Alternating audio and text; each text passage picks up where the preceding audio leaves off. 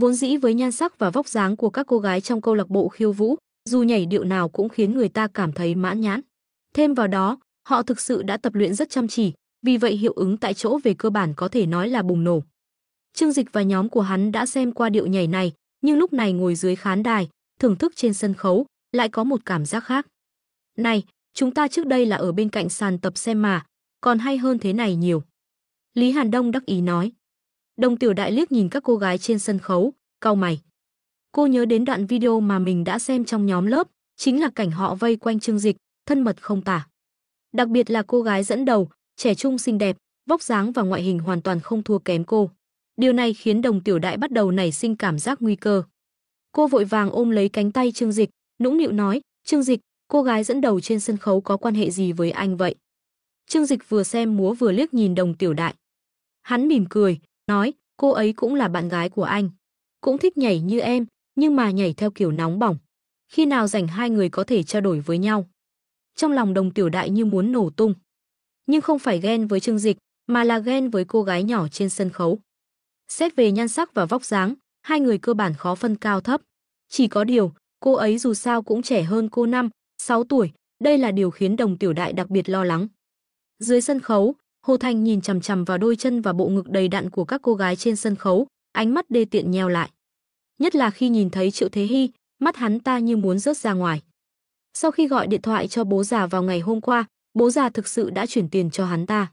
Bây giờ trong túi rủng rỉnh, tuy ngày hôm qua bị mất mặt, cũng mất đi Đồng Tiểu Đại, nhưng hắn ta tự cho mình là kẻ có tiền. Đã đến trường một chuyến, không lừa được mấy cô gái trẻ người non dạ thì uổng phí quá. Lão già cáo già này, rõ ràng là biết rõ đám con gái trong trường học dễ lừa nhất. Chủ yếu là bởi vì các cô ấy đều chưa hiểu sự đời, cho các cô ấy mỗi tháng vài nghìn đồng là các cô ấy đã vui đến phát điên rồi. Hồ Thành nhìn chằm chằm vào cặp đùi trắng nõn của Triệu Thế Hy, vẻ mặt đê tiện liếm môi, quyết tâm phải ra tay với cô. Triệu Thế Hy vừa nhảy múa trên sân khấu, vừa đưa mắt xuống dưới khán đài. Cuối cùng, cô ấy cũng bắt gặp được vị trí của Trương Dịch. Tuy người rất đông, nhưng Trương Dịch giống như vàng trong đống than, vô cùng nổi bật. Khí chất đặc biệt ấy đã vô tình tố cáo hắn. Nụ cười trên môi Triệu Thế Hy càng thêm rạng rỡ, nhảy cũng càng thêm sung sức, cố ý muốn thể hiện mặt đẹp nhất của mình trước mặt người đàn ông mình thích. Chờ đến khi điệu nhảy kết thúc, chào khán giả xong, cô còn chưa kịp thay quần áo đã vội vàng chạy đi tìm Trương Dịch. Giữa quảng trường có 4-5 ngàn người, Triệu Thế Hy mặc bộ đồ múa màu đỏ, làn da trắng nõn nà dưới ánh nắng càng thêm rực rỡ, thu hút ánh nhìn của tất cả mọi người. Họ không biết, cô gái xinh đẹp lại nhảy đẹp này vì sao lại vội vàng như vậy. Bỗng nhiên, thân hình Triệu Thế Hy dừng lại, đúng ngay hàng ghế của Trương Dịch. Lý Hàn Đông ngồi ngoài cùng nuốt nước bọt, có chút căng thẳng vội vàng nhường đường, học muội, sao em lại tới đây? Trong mắt Triệu Thế Hy chỉ có một mình Trương Dịch, cô lịch sự cảm ơn Lý Hàn Đông, sau đó vén một lọn tóc ra sau tai, bước về phía Trương Dịch. Vừa mới nhảy xong, trên người cô còn vương những giọt mồ hôi lấp lánh, càng làm tăng thêm vẻ đẹp năng động. Dưới ánh mắt của mọi người, cô đi tới trước mặt Trương Dịch và Đồng Tiểu Đại. Lúc này, Đồng Tiểu Đại vẻ mặt cảnh giác, ôm chặt cánh tay Trương Dịch. Khi Triệu Thế Hy nhìn thấy Đồng Tiểu Đại, trong mắt cũng hiện lên vẻ kinh diễm. Ở trường Đại học Thiên Hải, cô chưa từng gặp cô gái nào xinh đẹp hơn mình. Thế nhưng nhan sắc và khí chất của Đồng Tiểu Đại lại khiến cô cảm thấy nguy hiểm. Hai đời hoa khôi gặp nhau, bầu không khí tràn ngập mùi thuốc súng. Tuy rằng trên sân khấu chương trình tiếp theo đã bắt đầu, nhưng rất nhiều người vẫn hướng ánh mắt về phía này.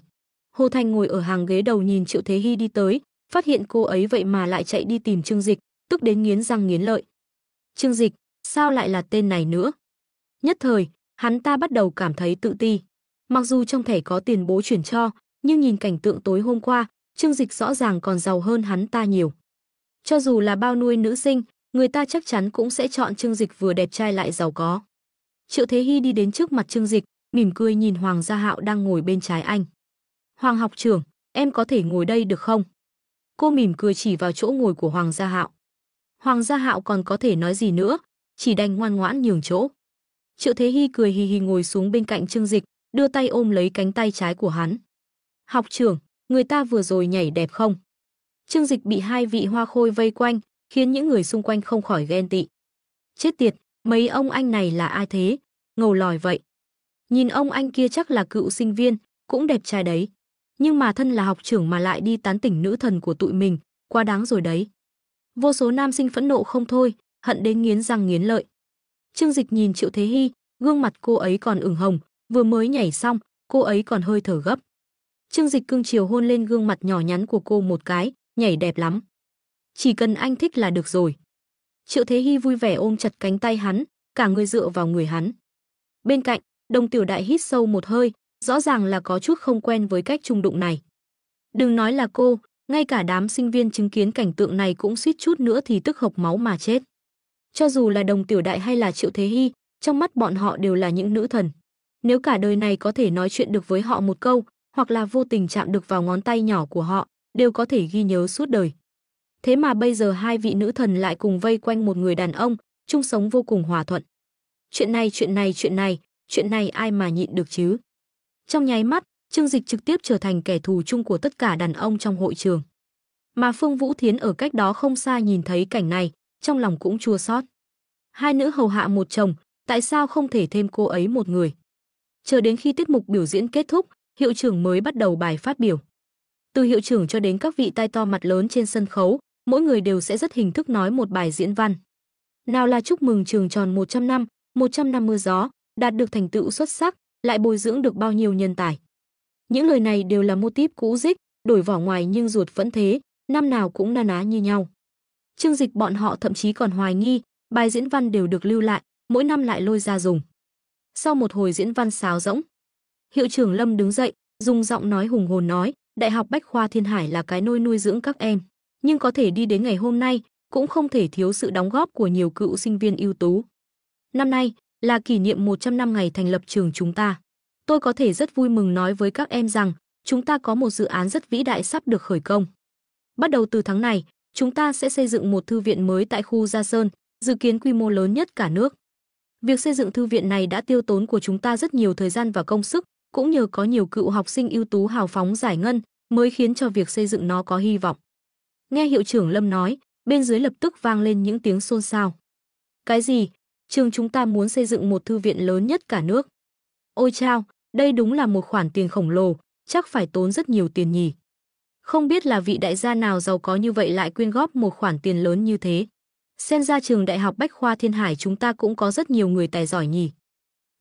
Thật muốn biết là ai đã hào phóng ra tay giúp đỡ như vậy. Lúc này, Trương Dịch ngồi dưới sân khấu bất đắc dĩ mỉm cười, lắc đầu thở dài, chuyện nhỏ này cũng đáng để nói sao, thật là. Số tiền này là do chiều hôm đó Vương Mông đại diện cho nhà trường tìm hắn, bảo hắn đến văn phòng hiệu trưởng để nói chuyện. Hiệu trưởng Lâm đã tốn rất nhiều nước bọt, dùng đủ mọi cách thuyết phục, lại đưa ra đủ loại hứa hẹn. Trong lòng Trương Dịch vốn cũng muốn làm chút chuyện cho trường cũ, hơn nữa người ta sau khi có tiền sẽ bắt đầu theo đuổi danh tiếng.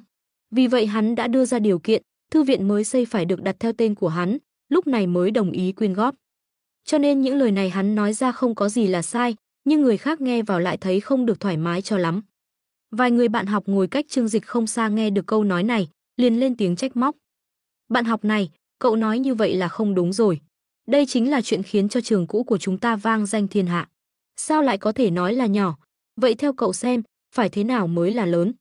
Chính xác, người ta cũng đâu có quyên góp tiền của cậu dựa vào cái gì mà nói như vậy? Trương Dịch im lặng cười khổ, nhưng cũng không phản bác. Ngay cả Triệu Hiểu Đường cũng chớp chớp mắt, hỏi hắn, sao anh lại nói xây thư viện là chuyện nhỏ? Trương Dịch nhìn dáng vẻ tò mò của cô như một đứa trẻ, thản nhiên cười nói, không có gì, dù sao cũng không tốn bao nhiêu tiền. Giọng nói của hắn vừa dứt, trên sân khấu, giọng nói của hiệu trưởng Lâm lại vang lên. Để xây dựng ngôi trường này, chúng tôi đã phải nỗ lực rất nhiều. Các cựu sinh viên của chúng tôi cũng đã hào phóng quyên góp, đóng góp một phần rất lớn cho vinh quang của trường. Hôm nay ở đây, tôi muốn đặc biệt biểu dương một cựu sinh viên xuất sắc. Anh ấy chỉ mới tốt nghiệp 5 năm, vậy mà đã trở thành một doanh nhân nổi tiếng khắp vùng. Anh ấy đã vô cùng hào phóng quyên góp cho trường chúng ta một khoản tiền khổng lồ. Bên dưới lại trở nên xôn xao, ngay cả những vị tai to mặt lớn trên khán đài cũng xì xào bàn tán. Mới tốt nghiệp 5 năm, trẻ như vậy, rốt cuộc là ai mà lợi hại như vậy? Không biết nữa, trong số những cựu sinh viên xuất sắc có mặt, người trẻ tuổi chỉ đếm trên đầu ngón tay. Rốt cuộc là ai? Nhìn kỹ xem, người như vậy nhất định là ngồi ở hàng ghế đầu. Tất cả mọi người đều dò xét tìm kiếm. Cuối cùng, ánh mắt mọi người đều đổ dồn về phía Hồ Thành đang ngồi ở hàng ghế đầu. Hồ Thành cảm nhận được ánh mắt nóng rực của mọi người xung quanh, trong lòng không khỏi giật mình. Chẳng lẽ 2 triệu đồng mình quyên góp rất quan trọng? Tốt nghiệp 5 năm, chết tiệt, đây chẳng phải đang nói mình sao? Trong lòng Hồ Thành vẫn còn hơi do dự, nhưng lại bắt đầu nhen nhóm hy vọng. Bởi vì hắn ta nhìn sang hai bên trái phải và cả trên khán đài, tất cả đều là những ông chú, ông cụ ngoài 40 tuổi, ngoài hắn ta ra thì còn ai là người trẻ tuổi nữa. Hiệu trưởng Lâm tiếp tục nói, ở đây, tôi muốn đặc biệt cảm ơn vị cựu sinh viên này. Anh ấy đến từ khoa thương mại của trường Đại học Bách khoa Thiên Hải chúng ta. Hồ Thành nắm chặt tay, cả người đã bắt đầu run lên vì kích động. Càng ngày càng có nhiều người chú ý đến hắn ta, tất cả đều kinh ngạc nhìn sang. Chính nhờ khoản quyên góp của anh ấy đã giúp chúng tôi hoàn thành mảnh ghép cuối cùng để việc xây dựng thư viện mới trở thành hiện thực. Xung quanh Hồ Thành, rất nhiều người đã lấy điện thoại ra, chĩa về phía hắn ta chụp ảnh.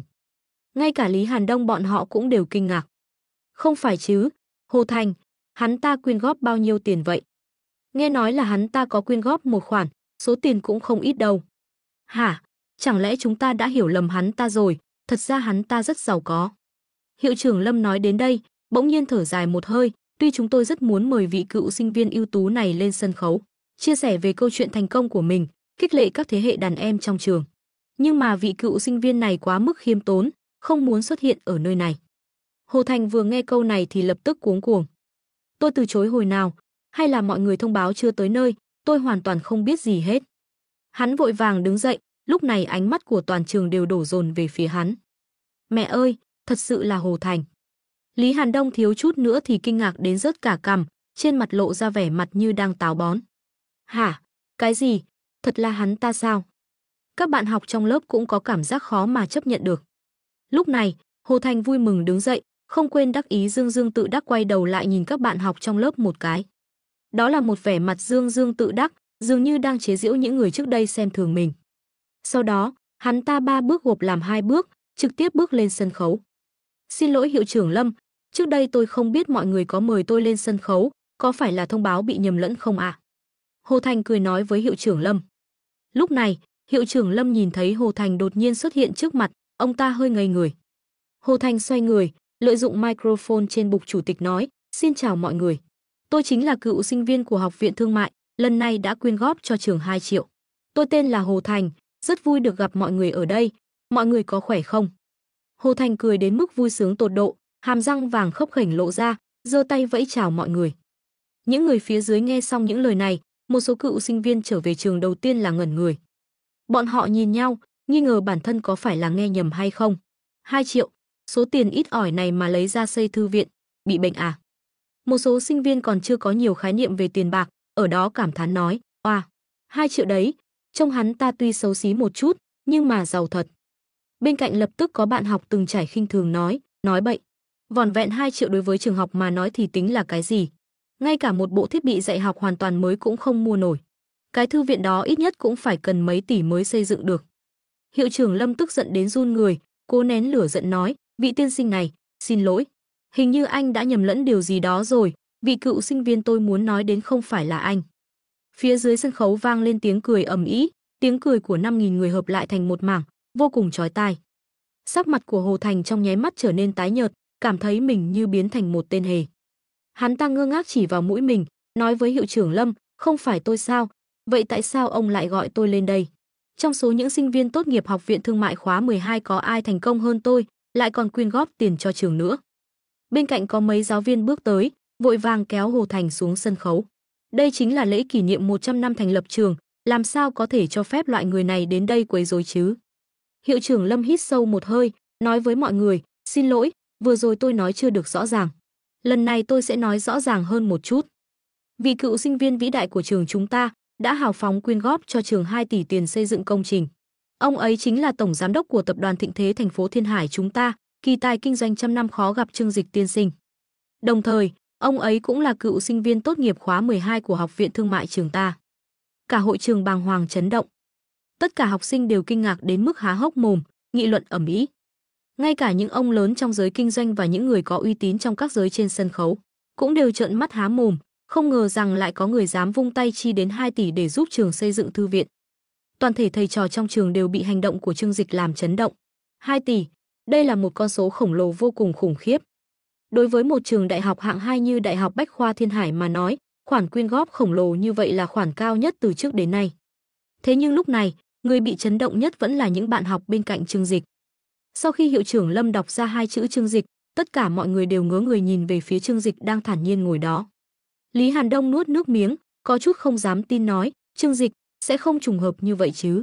Trong số những sinh viên tốt nghiệp khóa 12 của Học viện Thương mại, có mấy người tên Trương Dịch nhỉ? Lâm Đồng nuốt nước miếng mấy cái, giọng khàn khàn nói, tôi chỉ nghe nói đến một người thôi. Là bạn cùng phòng thân thiết nhất của Trương Dịch lúc trước, bọn họ còn không dám tin đây là sự thật.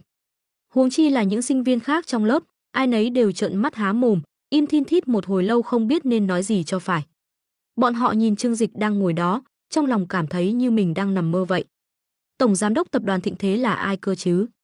Đó chính là ông trùm thương giới đứng đầu Giang Nam, là tỷ phú giàu nhất thành phố Thiên Hải đó.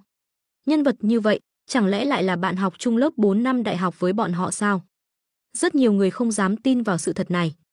Xét cho cùng hiện tại bọn họ cũng không phải là người thành đạt gì, đều là những người lao động cật lực mưu sinh trong xã hội. Thế mà bạn học của bọn họ lại đột nhiên trở thành tỷ phú giàu nhất thành phố Thiên Hải với khối tài sản nghìn tỷ. Cảm giác chênh lệch quá lớn cùng với cảm giác như đang mơ này, bọn họ nhất thời khó mà chấp nhận được. Hồ Thành bị mấy thầy giáo và sinh viên lôi xuống sân khấu một cách mạnh bạo, khi đang giãy giụa thì cũng nghe được lời của hiệu trưởng Lâm. Cái gì? Trương Dịch? Trương Dịch? Hồ Thành chết lặng người.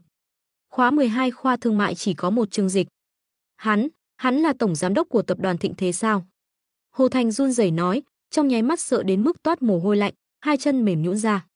Mấy sinh viên và thầy giáo phải rất vất vả mới lôi được hắn ta xuống khỏi sân khấu. Dù sao Hồ Thành cũng là người đã quyên góp tiền, được mời về với tư cách là cựu sinh viên ưu tú. Mặc dù lần này hắn ta rất mất mặt, nhưng những người khác cũng không thể đối xử với hắn ta quá đáng được.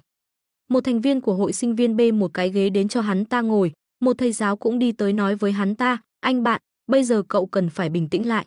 Đây là hiểu lầm, cựu sinh viên mà hiệu trưởng Lâm nói không liên quan gì đến cậu. Hồ Thành chẳng còn nghe thấy gì nữa.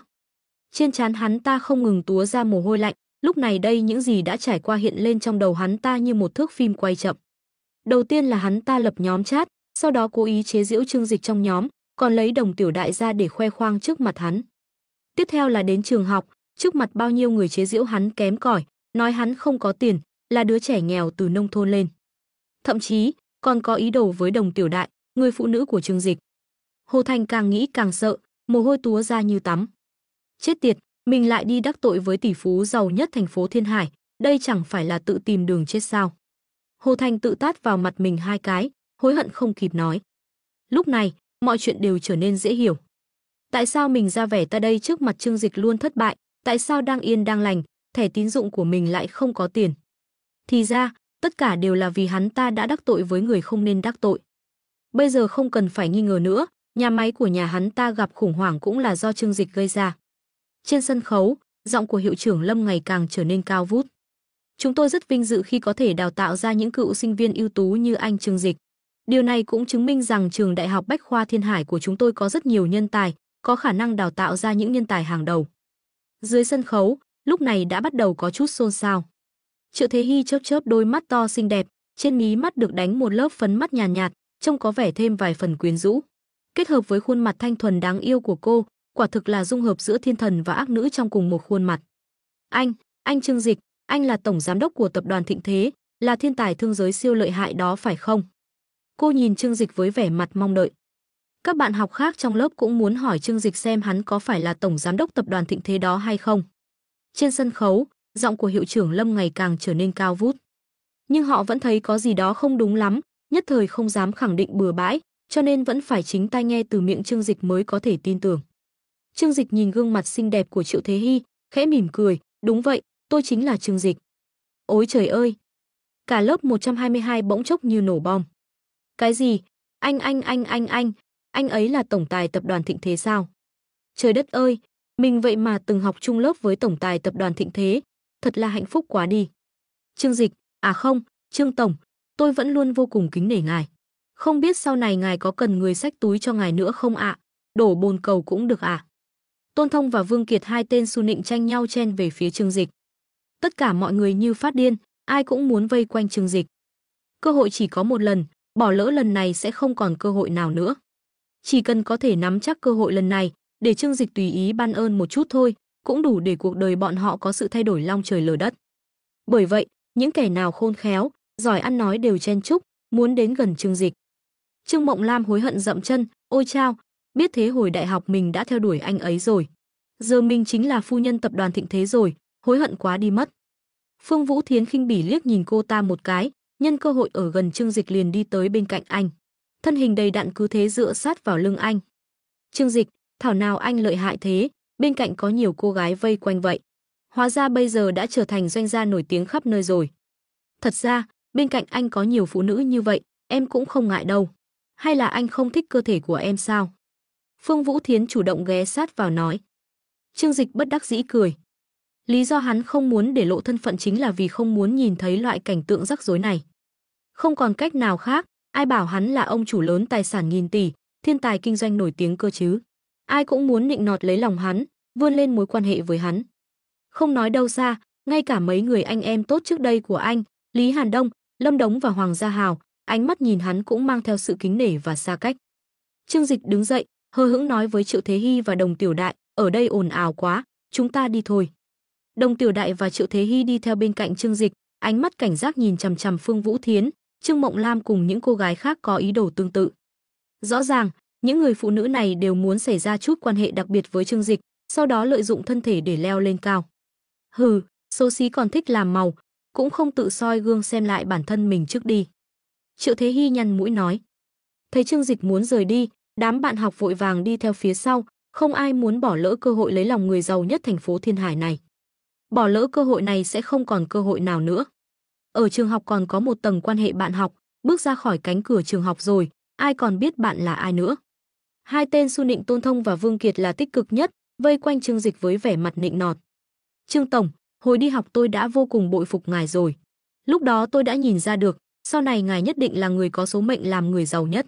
Quả nhiên bị tôi đoán trúng rồi, ha ha ha ha ha. Trương Tổng, ngài tuổi trẻ tài cao, tuổi còn trẻ như vậy đã làm tổng tài tập đoàn Thịnh Thế, thật sự quá lợi hại. Thế nhưng, ngài cũng cần người tâm phúc của riêng mình chứ nhỉ? Tôi vẫn luôn ngưỡng mộ ngài. Ngài xem, có thể sắp xếp cho tôi một vị trí nhỏ được không ạ?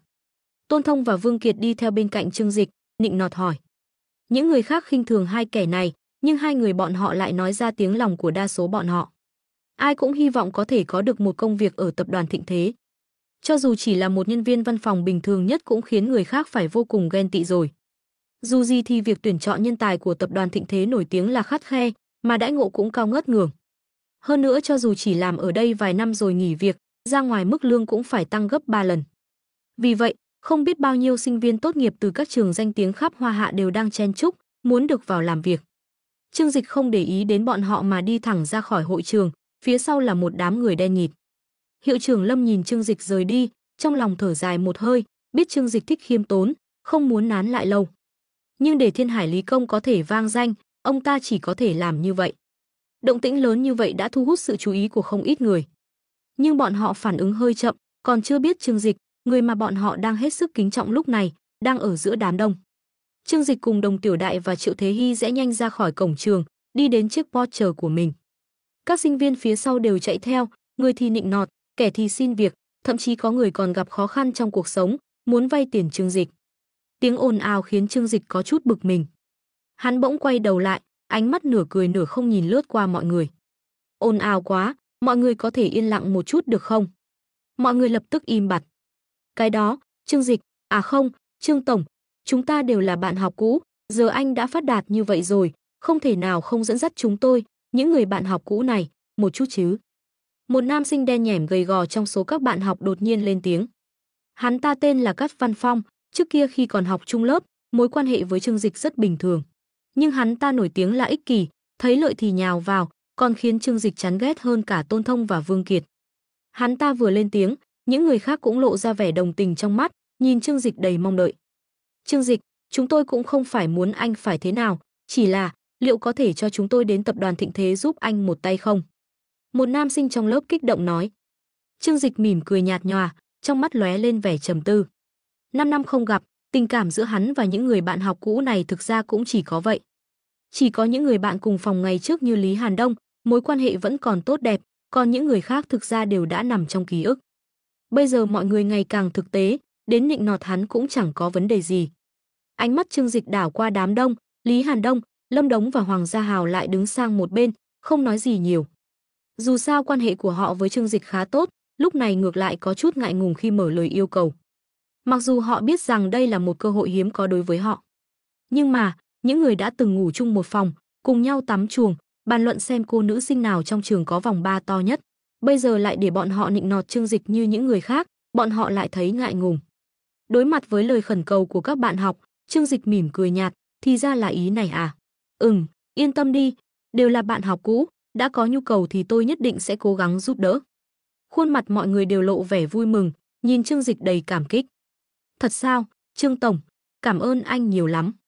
Công việc hiện tại của tôi là kế toán, đang là trưởng phòng kế toán của công ty tinh rượu Dụ Sương. Anh xem tôi đến tập đoàn của anh làm trưởng phòng kế toán có được không? Em làm về ui, chắc là bên bộ kỹ thuật của anh có vị trí phù hợp với em nhỉ? Mọi người thi nhau nói, ai cũng muốn xin được một công việc tốt từ Trương Dịch. Trương Dịch xua tay, mọi người đừng vội, mọi người đông quá, thật lòng mà nói, những việc này tôi không thường xuyên sắp xếp. Dù sao tôi chỉ phụ trách định hướng chung cho tập đoàn, còn việc sắp xếp nhân sự cụ thể thì có người khác phụ trách. Xin lỗi, thời gian của tôi rất quý báu. Nói rồi, hắn quay sang hỏi Lý Hàn Đông và những người khác, Đông Tử, Đại Hoàng và Lâm Đống. Nếu ba người có ý định này thì có thể cân nhắc đến tập đoàn của tôi làm việc. Còn các bạn học khác có nhu cầu gì về công việc, ba người cũng giúp tôi thu thập và xử lý, được chứ? Ba người Lý Hàn Đông đứng một bên, có chút ngại ngùng khi mở lời xin xỏ lợi ích từ người anh em của mình. Nhưng Trương Dịch lại không hề quên bọn họ, phú quý bất vong bản, có phúc cùng hưởng. Tuy rằng để bọn họ làm vị trí nòng cốt của tập đoàn, với năng lực hiện tại của bọn họ e rằng không thể đảm đương nổi. Nhưng cho bọn họ một công việc lương cao nhàn hạ thì vẫn là chuyện dễ như trở bàn tay. Hơn nữa, Trương Dịch xác thực cần có một nhóm người trực thuộc mình trong tập đoàn thịnh thế. Không phải là hắn không tin tưởng Tô Minh Ngọc, mà là tập đoàn quá lớn, luôn có những nơi mà người ở trên không quản lý hết được. Nếu ở các bộ phận đều có người thân tín của mình cũng tiện cho Trương Dịch quản lý tập đoàn. Sau đó, hắn dự định sẽ phân bổ ba người Lý Hàn Đông đến một vài bộ phận quan trọng, bắt đầu từ nhân viên. Mắt ba người Lý Hàn Đông đều sáng lên. Lâm Đống vội vàng lên tiếng, được, cậu có gì dặn dò, tôi nhất định sẽ làm, he. Ba người kích động đến mặt đỏ bừng, cứ như thể có một chiếc bánh nhân thịt từ trên trời rơi xuống đầu mình vậy. Nhưng vì quan hệ khá tốt, ngược lại cảm thấy có chút ngại ngùng. Những người khác đều nhìn bọn họ với vẻ mặt ngưỡng mộ, hận không thể thay thế vị trí của bọn họ. Vậy, sau này chúng ta có chuyện gì liên quan đến công việc thì cứ tìm ba người bọn họ giải quyết là được phải không? Cát Văn Phong chỉ vào Lý Hàn Đông ba người hỏi. Trương Dịch gật đầu, tôi khá bận, điểm này mong mọi người thông cảm. Vì vậy, trước tiên cứ để Đông Tử bọn họ thống kê lại đã. Ngay lập tức, những người bạn học ban đầu vây quanh Trương Dịch, lúc này lại xúm lại chỗ Lý Hàn Đông ba người, díu dít bắt đầu xin chức vụ. Trương Dịch thản nhiên cười, trong lòng kỳ thực đã sớm có dự tính. Nhiều bạn học như vậy, không phải ai cũng có quan hệ tốt với hắn. Những người trước đây nhìn thấy thuận mắt, quan hệ với hắn cũng được, ngược lại có thể sắp xếp một chút. Nhưng những người như Cát Văn Phong, Tôn Thông, Vương Kiệt, căn bản hắn không định quan tâm, hắn cũng không phải thánh nhân. Trương Dịch để Đồng Tiểu Đại và Triệu Thế Hy lên xe. Lễ kỷ niệm thành lập trường đã kết thúc, hắn cũng tính toán rời đi. Nếu không đợi đến lúc những người khác đều biết thân phận của hắn, e rằng muốn đi cũng không đi được. Hơn nữa còn có khả năng sẽ dẫn đến việc phóng viên đưa tin vạch trần thân phận của hắn. Đột nhiên, một tiếng hét thảm thiết từ cổng trường truyền đến. Trương Tổng, tôi sai rồi, cầu xin ngài tha cho tôi. Giọng nói này giống như vịt đực đang kêu, vô cùng chói tai, cả lớp đều theo bản năng nhìn sang. Kết quả nhìn một cái, mới phát hiện là Hồ Thành mồ hôi đầm đìa, vẻ mặt hối hận đuổi theo. Biết được Trương Dịch chính là tổng giám đốc của tập đoàn Thịnh Thế, ruột gan Hồ Thành đều hối hận xanh cả rồi. Hôm qua lúc gọi điện thoại xin tiền, bố hắn ta đã nói với hắn ta rằng tài chính trong nhà rất eo hẹp, nhà máy có khả năng phải đối mặt với nguy cơ phá sản. Nhưng hắn ta chỉ một lòng nghĩ đến thể diện của mình, không coi đó là chuyện gì to. Nhưng bây giờ thì khác. Đây là tổng giám đốc tập đoàn Thịnh Thế muốn xử lý hắn ta, tình cảnh khó khăn của nhà máy thuộc ra cũng là do hắn ta gây ra. Vì vậy, chỉ cần Trương Dịch không lên tiếng tha cho hắn ta, nhà máy thuộc ra của nhà hắn ta 100% sẽ phá sản. Thậm chí Trương Dịch tàn nhẫn một chút, trực tiếp có thể chơi chết cả nhà hắn ta. Hồ Thành không còn quan tâm đến những suy nghĩ nhỏ nhen của mình nữa, vừa khóc vừa chạy tới, trước mặt cả lớp bịch một tiếng quỳ xuống đất, nước mắt nước mũi tèm lem khóc lóc. Trương Tổng, là tôi có mắt như mù, là tôi đáng chết, đắc tội với ngài. Cầu xin ngài đại nhân đại lượng, tha cho tôi một lần đi. Hồ Thành vừa khóc vừa cầu xin Trương Dịch tha thứ, trông vô cùng thê thảm. Hồ Thành vốn dĩ còn kiêu ngạo vô cùng, bây giờ lại rơi vào kết cục thê thảm như vậy, nhưng không có một ai thương hại hắn ta. Dậu đổ bìm leo, chuyện đưa than sưởi ấm trong tuyết không ai muốn làm, nhưng lại có không ít người rất thích chuyện thêm hoa trên gấm, bỏ đá xuống giếng. Vương Kiệt và Tôn Thông là hai người đứng ra đầu tiên. Vì, cậu đúng là tự làm tự chịu, Trương tổng là ai chứ? Cũng là loại rác rưởi như cậu có thể sỉ nhục sao? Đáng đời. Bây giờ mới biết hối hận thì đã muộn rồi. Trương tổng, loại người này không thể cho hắn ta cơ hội, phải để hắn ta biết đắc tội với ngài thì hậu quả nghiêm trọng đến mức nào. Trương Dịch nhướng mày, nhìn Hồ Thành đang run rẩy, mặt mũi cầu xin. Hắn nhàn nhạt cười, sớm biết ngày hôm nay sao ngày xưa lại làm vậy. Kiếp sau chú ý một chút đi, kiếp này cậu không còn cơ hội nữa đâu. Hồ Thành hôm nay vậy mà còn có thể chạy đến đây tham gia lễ kỷ niệm thành lập trường, điều này chứng minh rằng hắn ta căn bản không biết nhà máy ở nhà đã xảy ra chuyện gì.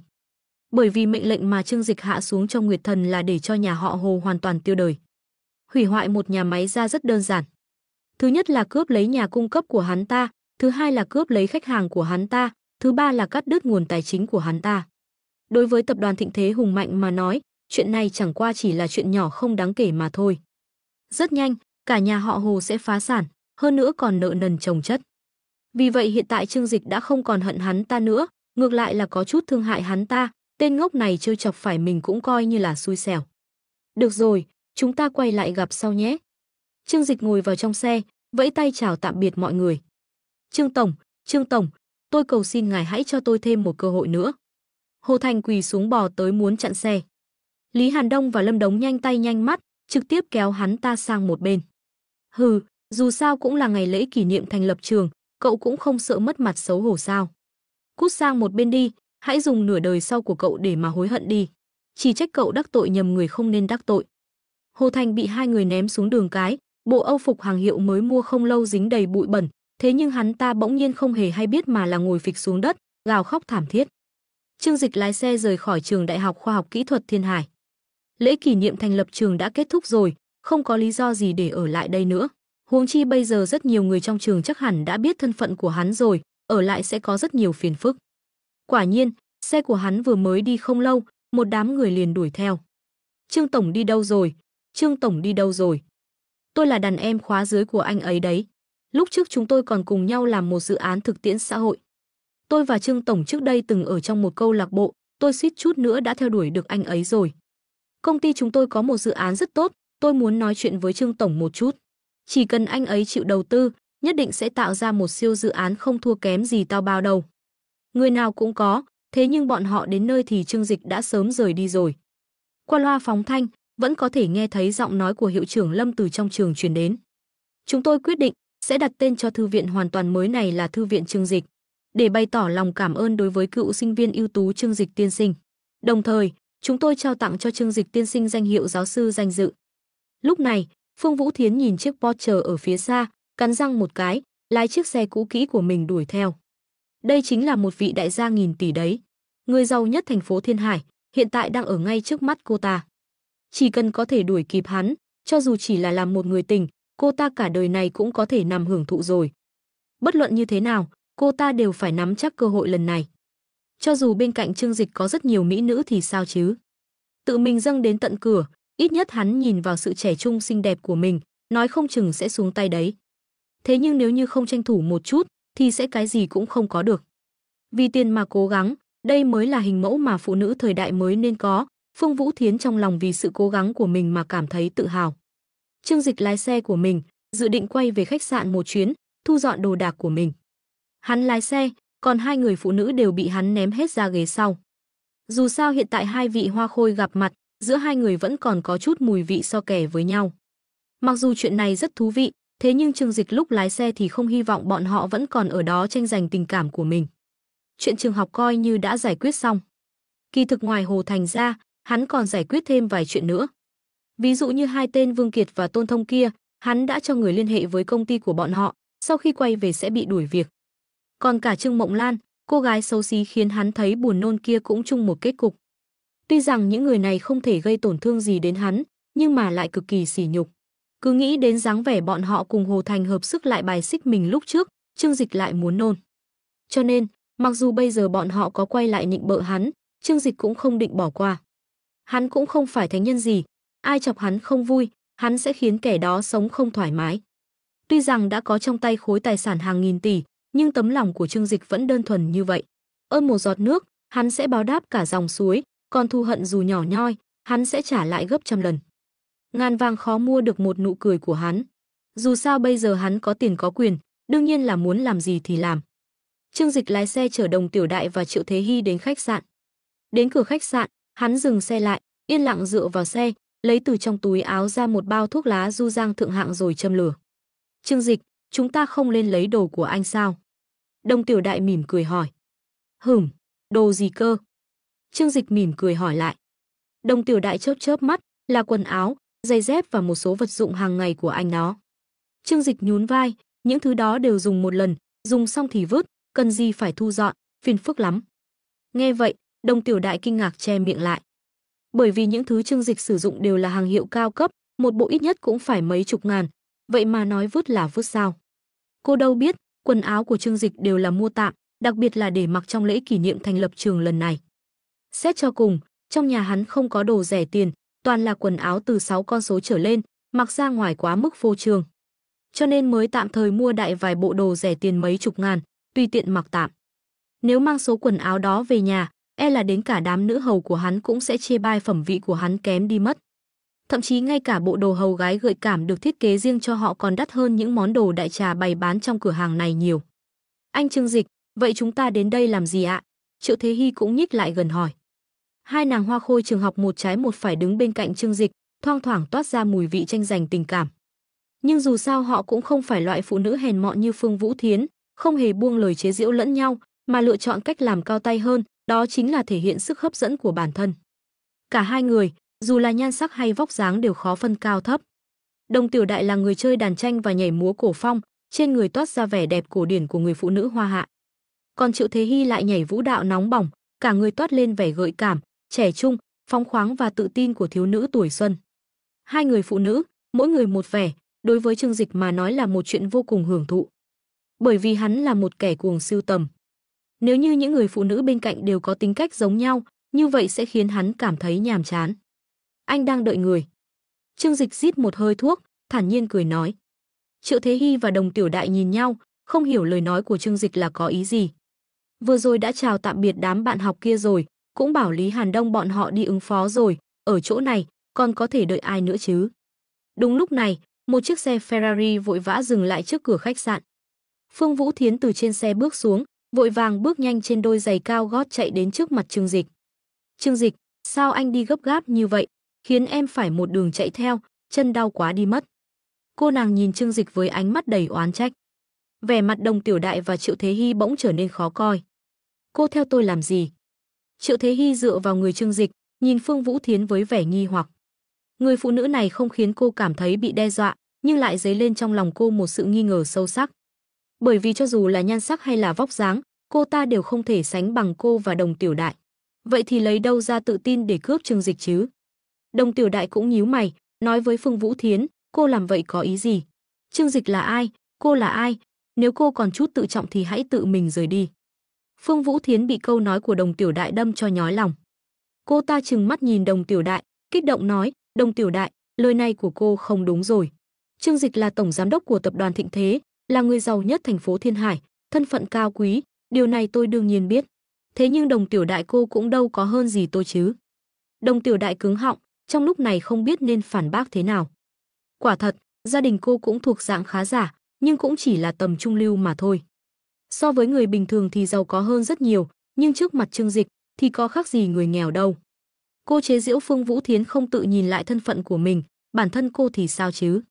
Lúc này, giọng nói của Trương Dịch thản nhiên vang lên, chỉ bằng Đồng Tiểu Đại xinh đẹp hơn cô, vóc dáng cũng chuẩn hơn cô. Đồng Tiểu Đại và Phương Vũ Thiến quay đầu lại nhìn Trương Dịch đang cười xấu xa. Hắn ta cà lơ cà phất đút hai tay vào túi quần, chẳng có chút phong thái của ông chủ lớn nào, ngược lại giống như một tên công tử bột đang xem hai người phụ nữ tranh giành tình cảm của mình. Phương Vũ Thiến, cô không phải gu của tôi, mau đi đi. Trương Dịch phất phất tay bảo cô ta rời đi. Ai ngờ đâu, Phương Vũ Thiến lúc này đã hạ quyết tâm, dù thế nào cũng phải bám lấy Trương Dịch. Cho dù có mất mặt cũng phải nắm chắc cơ hội này. Trương Dịch, bên cạnh anh đã có nhiều phụ nữ như vậy rồi, thêm tôi một người thì có sao đâu. Tôi không giống họ, sẽ không đòi hỏi anh quá nhiều, chỉ cần anh chịu bao nuôi tôi là được. Phương Vũ Thiến dùng ánh mắt vô cùng chân thành nhìn Trương Dịch nói. Đồng Tiểu Đại và Triệu Thế Hy nhìn Phương Vũ Thiến, trên mặt đều là vẻ khinh thường. Họ không thể nào hiểu nổi loại phụ nữ có thể dùng thân thể của mình để đổi lấy tiền bạc thì suy nghĩ như thế nào. Tuy nhiên, Đồng Tiểu Đại có lẽ phần nào hiểu được một chút suy nghĩ của cô ta, nhưng trong lòng không thể nào chấp nhận được. Thấy Phương Vũ Thiến cố chấp như vậy, Trương Dịch nhíu mày, nhưng rất nhanh sau đó đã giãn ra, nở nụ cười. Được, tôi không ghét người ham tiền, vì chỉ có người ham tiền mới có chí tiến thủ. Cô muốn tiền phải không? Vậy thì đi theo tôi. Nói rồi, Trương Dịch xoay người đi vào khách sạn. Phương Vũ Thiến mừng thầm trong lòng, vội vàng chạy theo sau. Chỉ cần anh có thể đáp ứng nhu cầu của tôi, cho dù anh muốn làm gì tôi cũng đồng ý. Cô ta cười, ánh mắt long lanh như tơ, trong lòng vui mừng không thôi. Xem đi, quả nhiên đàn ông không ai không háo sắc. Chỉ cần cô ta hơi quyến rũ một chút, cho dù là người đàn ông đẹp trai giàu có và quyền thế như Trương Dịch cũng không nhịn được. Triệu Thế Hy trơ mắt nhìn hai người đi vào khách sạn, trong lòng không khỏi sốt ruột, sao anh Trương Dịch lại có thể không kén chọn như vậy chứ? Đồng Tiểu Đại suy nghĩ một chút, sau đó mỉm cười nói với cô, em nghĩ như vậy là bởi vì em chưa hiểu rõ về Trương Dịch. Trong lời nói, ẩn chứa một chút tự đắc. Cô đang nói với Triệu Thế Hy rằng, mặc dù em rất trẻ và xinh đẹp, nhưng tình cảm của tôi với Trương Dịch sâu đậm hơn, đây không phải là điều em có thể so sánh được. Triệu Thế Hy khẽ nhíu mày, hỏi ngược lại, chị nói vậy là có ý gì? Cứ như vậy mà trơ mắt nhìn người phụ nữ không biết xấu hổ kia lừa anh Trương Dịch đi sao? Không, Đồng Tiểu Đại tự tin lắc đầu, Trương Dịch là một người đàn ông rất thông minh và rõ ràng là đúng sai. Hơn nữa, đôi khi, anh ấy còn có chút ác ý. Chị đoán, Phương Vũ Thiến 89 phần là sẽ bị chỉnh cho xem. Chúng ta cứ ở đây đợi một lát đi. Nói xong, cô ấy liền xoay người lên chiếc Porsche. Triệu Thế Hy nhíu mày, nhìn Đồng Tiểu Đại trong xe, bướng bỉnh không chịu lên xe, mà đi đến khu vực nghỉ ngơi của sảnh khách sạn ngồi xuống. Nhân viên phục vụ trong khách sạn nhận ra cô, dù sao người phụ nữ xinh đẹp như vậy chỉ cần gặp một lần là không thể nào quên được. Vì vậy, họ cũng ân cần mang trà nước và điểm tâm đến chiêu đãi cô. Trương Dịch và Phương Vũ Thiến lên phòng tổng thống ở tầng 26. Nhìn thấy căn phòng sang trọng rộng hơn 200 mét vuông trước mặt, đôi mắt Phương Vũ Thiến lập tức sáng lên. Loại phòng này một đêm phải đến vài chục ngàn, người bình thường muốn cũng không dám nghĩ tới. Trương Dịch đi đến bên bàn trà, trực tiếp ngồi xuống ghế sofa. Phương Vũ Thiến cười rạng rỡ, dựa sát vào người hắn, Trương Dịch, hôm nay cứ để em hầu hạ anh thật tốt nhé. Vừa nói, tay cô ta đã đặt lên vai Trương Dịch, chậm rãi sờ xuống dưới. Trương Dịch lại nhẹ nhàng gạt tay cô ta ra, mỉm cười hỏi, giống như cái đêm em hầu hạ Hồ Thành sao? Tối hôm đó ở quán bar đêm nay hương, Trương Dịch và mọi người đã tận mắt chứng kiến cảnh tượng Phương Vũ Thiến và Hồ Thành ân ái cuồng nhiệt, thậm chí còn quay video lại làm kỷ niệm. Lúc đó, trận chiến của hai người trong nhà vệ sinh có thể nói là vô cùng kịch liệt, chỉ là lúc kết thúc có hơi qua loa, điều này quả thực rất đáng tiếc. Sắc mặt Phương Vũ Thiến cứng đờ, vội vàng vuốt lại tóc để che giấu sự xấu hổ. Chuyện giữa em và Hồ Thành đều là chuyện quá khứ rồi. Lúc đó, cô ta thở dài, ra vẻ yếu đuối vô lực. Em cũng bị hắn ta lừa, hắn ta nói với em rằng hắn ta là ông chủ lớn có khối tài sản hơn chục tỷ, em nhất thời ngu ngốc nên mới bị hắn ta chiếm tiện nghi. Ai ngờ hắn ta lại vô liêm sỉ như vậy, rõ ràng không có mấy đồng tiền mà còn mơ tưởng chiếm đoạt em. Nói đến đây, cô ta nhìn Trương Dịch với vẻ mặt đáng thương. Trương Dịch, anh xem em thật đáng thương mà, may mà anh dịu dàng chu đáo, biết cách yêu chiều phụ nữ. Nhưng mà hôm nay vì anh, em nguyện ý chịu đựng nhiều roi mây hơn nữa. Đến đây đi, đừng vì em là đóa hoa mỏng manh mà thương tiếc em. Cơ mặt Trương Dịch giật giật rõ rệt, nhưng hắn không nói gì, mà im lặng lấy từ tủ rượu ra mấy chai rượu ngoại. Ồ, vậy sao? Em nghe có vẻ rất dũng cảm đấy. Nhưng mà cứ thế này thì chán chết, chúng ta uống chút rượu trước đã. Trương Dịch trực tiếp đặt một chai rượu ngoại trước mặt Phương Vũ Thiến, mỉm cười nói. Phương Vũ Thiến thấy vậy, hơi do dự một chút, nhưng rất nhanh sau đó đã nở nụ cười. Nếu anh muốn uống thì em sẽ uống cùng anh. Nếu say rượu, có khi có thể khiến mọi chuyện phát triển thuận lợi hơn. Nếu có thể một phát trúng đích, mẹ quý nhờ con cũng là điều có thể. Phương Vũ Thiến nghĩ một cách rất thực tế.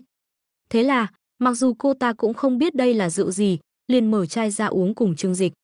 20 phút sau, Phương Vũ Thiến toàn thân nồng nặc mùi rượu, mặt đỏ bừng nằm trên ghế sofa, dáng vẻ phát đờ đẫn, vừa kéo quần áo vừa gọi Trương Dịch, đến đây nào. Còn Trương Dịch thì rất tỉnh táo mặc áo khoác vào, liếc nhìn dáng vẻ chật vật của cô ta, cười lạnh một tiếng rồi rời khỏi phòng.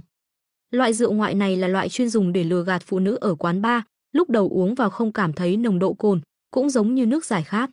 Nhưng một lúc sau sẽ thấy trời đất quay cuồng. cũng chính là loại rượu thường được gọi là rượu mất thân. Đương nhiên, Trương Dịch không có ý định để Phương Vũ Thiến mất thân, hơn nữa đối với loại phụ nữ như cô ta mà nói, có lẽ cũng không có cái gọi là mất thân. Hắn chỉ muốn xem một vở kịch hay mà thôi. Hắn vừa đi về phía thang máy, vừa lấy điện thoại tìm số liên lạc của Ngô Lực. Alo, Ngô Lực à? Điện thoại nhanh chóng được kết nối, Trương Dịch trực tiếp nói chuyện. Giọng nói của Ngô Lực lộ rõ vẻ căng thẳng, từ sau khi biết được thân phận thật sự của Trương Dịch, cả lớp không ai là không muốn nịnh bợ hắn. Ngô Lực cũng không ngoại lệ, chỉ là hắn ta rất tự ti, lại cảm thấy bản thân không có giao tình gì với Trương Dịch, cho nên không dám đến bắt chuyện mà thôi. Không ngờ Trương Dịch lại chủ động liên lạc với cậu. Trương Tổng, ngài có gì dặn dò sao? Ngô Lực kích động đến mức nói năng lộn xộn. Cũng không có gì, chỉ là muốn tìm cậu tới nói chuyện một chút. Cậu làm bên tài vụ đúng không? Tập đoàn Thịnh Thế của chúng tôi có một công ty con, hiện đang thiếu một vị trí trưởng phòng tài vụ. Cậu có hứng thú không? Trương Dịch thản nhiên nói. Hắn bước vào thang máy, ấn nút xuống tầng 1. Đối với Ngô Lực mà nói, câu nói này chẳng khác nào một tin sét đánh ngang tai. Cái gì?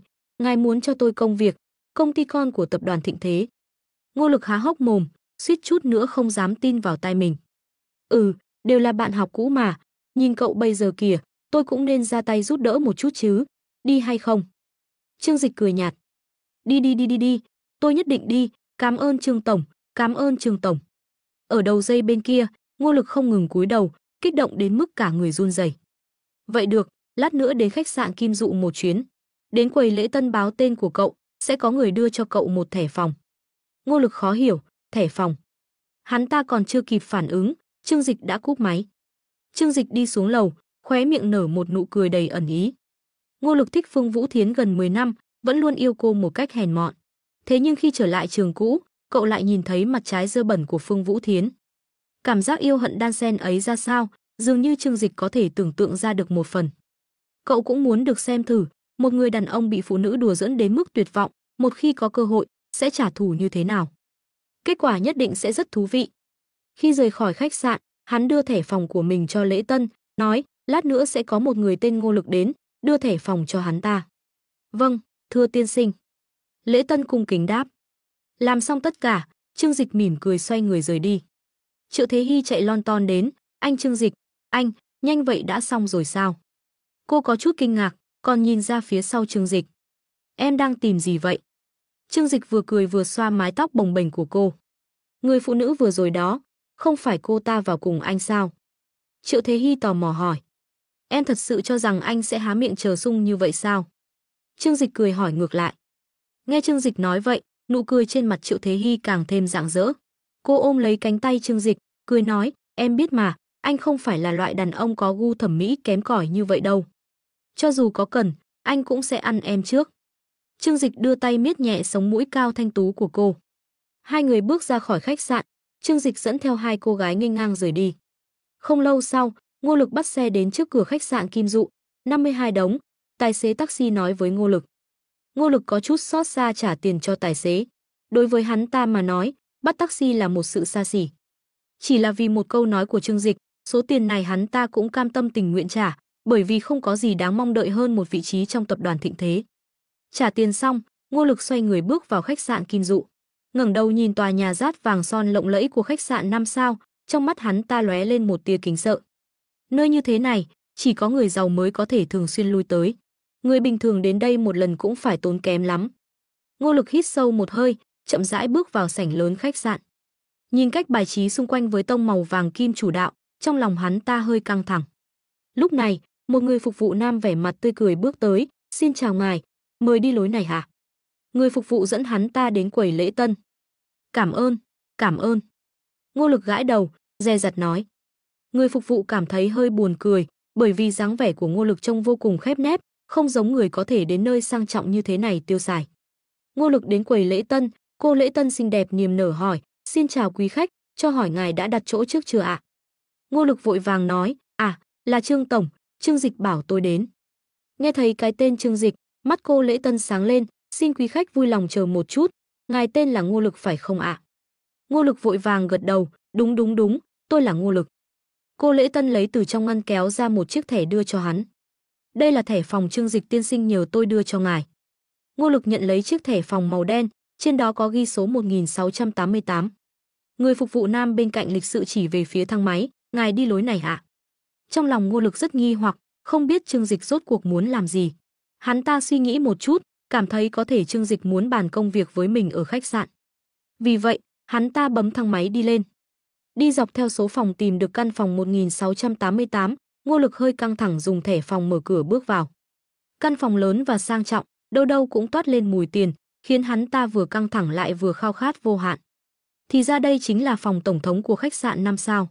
Chỉ có ông chủ lớn như Trương Dịch mới ở nổi, nếu như mình thì tốt biết mấy. Ngô Lực thoáng mường tượng, nhưng rất nhanh đã gạt bỏ suy nghĩ đó. Đối với hắn ta mà nói, chuyện này cả đời này cơ bản là không thể nào. Trương Tổng, anh có ở đó không? Ngô Lực gọi vào trong phòng 2 tiếng, nhưng không có ai đáp lại. Thay vào đó, có những âm thanh rất kỳ lạ vọng ra từ trong phòng, hình như là tiếng phụ nữ rên rỉ. Ngô Lực tò mò đóng cửa lại, sau đó từng bước đi vào. Kết quả khi đi đến phòng khách, hắn ta đã nhìn thấy một cảnh tượng khiến hắn ta há hốc mồm, hormone testosterone tăng vọt.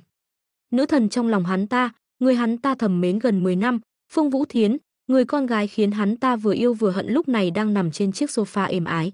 Gương mặt say mềm, quần áo xộc xệch, đôi chân trắng nõn nà cùng một vùng da thịt trắng muốt trước ngực lộ ra ngoài, trông vừa ấy lại vừa khiêu gợi. Hắn ta không nhịn được nuốt nước bọt. Chuyện gì thế này? Trương Tổng anh có đó không? Ngô Lực hoàn toàn ngơ ngác, còn tưởng Trương Dịch và Phương Vũ Thiến sắp xảy ra chuyện gì đó. Nhưng gọi hồi lâu, vẫn không có ai đáp lại hắn ta, chỉ có Phương Vũ Thiến trên ghế sofa, tư thế ngày càng khiêu gợi. Hắn ta vội vàng chạy đến từng phòng xem thử, nhưng không thấy bóng dáng Trương Dịch đâu. Ngọn lửa trong lòng càng lúc càng bùng cháy dữ dội, hắn ta không thể không chạy ra ban công, để gió lạnh giúp mình tỉnh táo hơn một chút. Suy nghĩ hồi lâu, cuối cùng hắn ta quyết định gọi điện cho Trương Dịch, hỏi xem rốt cuộc là chuyện gì đang xảy ra. Trương Tổng, tôi là Ngô Lực, tôi đã đến khách sạn rồi, anh đang ở đâu vậy? Hắn ta căng thẳng hỏi. Trương Dịch có chút buồn cười hỏi, tôi đã đi rồi. Căn phòng đó là quà nhậm chức tôi tặng cậu có thích không? Đầu óc Ngô Lực như núi lửa phun trào, trực tiếp nổ tung. Quà, chẳng lẽ là chỉ Phương Vũ Thiến sao? Trương Tổng, cái này, tôi. Hắn ta lắp bắp, không biết nên nói gì cho phải. Chuyện tốt đến quá bất ngờ, nữ thần mà hắn ta thầm mến 10 năm, cũng theo đuổi 10 năm, không ngờ lại thực sự có cơ hội sao. Tôi về đây, tiếp theo cậu tính sao thì tính, dù sao cơ hội tôi cũng cho cậu rồi.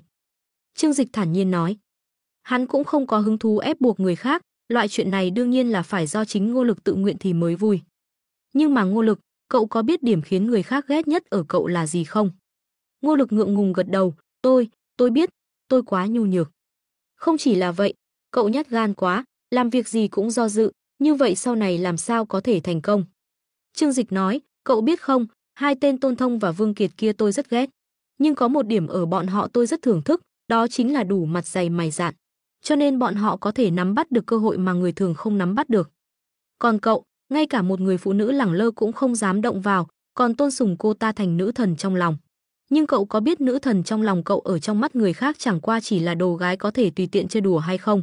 Chỉ cần cậu thử một lần, cậu sẽ trưởng thành. Nói xong, Trương Dịch cũng không định tiếp tục dài dòng nữa. Hắn là người xem kịch, có vài lời nói đến một nửa, cần phải để cho diễn viên tự mình phát huy. Bên này khách sạn, Ngô Lực bị Trương Dịch nói một trận khiến mặt đỏ bừng. Hắn ta xoay người đi vào phòng, Phương Vũ Thiến lúc này bày ra tư thế, nào có dáng vẻ lạnh lùng ngày thường. Trương Dịch, lại đây nào, nhanh lên. Phương Vũ Thiến đột nhiên trong miệng kêu lên tên Trương Dịch, trên mặt đầy vẻ khao khát. Trong nháy mắt, trong mắt Ngô Lực dâng lên tà hỏa. Cô, đồ đàn bà đê tiện. Hắn ta mất đi khống chế, nhào về phía người phụ nữ khiến hắn ta ngày đêm mong nhớ, lại mang đến cho hắn ta tổn thương to lớn. Buổi chiều, Phương Vũ Thiến mơ mơ màng màng mở mắt ra. Cô cảm thấy toàn thân đau nhức, đầu cũng đau, trên người không có chỗ nào không đau. Suy nghĩ một chút về những chuyện đã xảy ra hôm nay, trên mặt cô hiện lên một tia ngọt ngào, phì cười. Trương Dịch, anh thật dũng mãnh. Cô cảm thấy mình đã là người chiến thắng trong cuộc sống. Chỉ cần đã từng có quan hệ với Trương Dịch, vậy từ hôm nay trở đi, cô sẽ giống như kẹo mạch nha dính chặt lấy Trương Dịch, cho dù thế nào cũng sẽ không buông tay. Nửa đời sau của cô rốt cuộc có thể nằm hưởng thụ rồi. Cô cố gắng bò dậy, quay người nhìn người đàn ông bên cạnh. Nhưng đợi đến khi nhìn rõ tướng mạo của hắn ta, sắc mặt Phương Vũ Thiến lập tức cứng đờ, trong mắt tràn đầy vẻ không thể tin được xen lẫn tuyệt vọng. Anh là ai? Sao anh lại ở đây? Trương Dịch đâu? Trương Dịch đâu?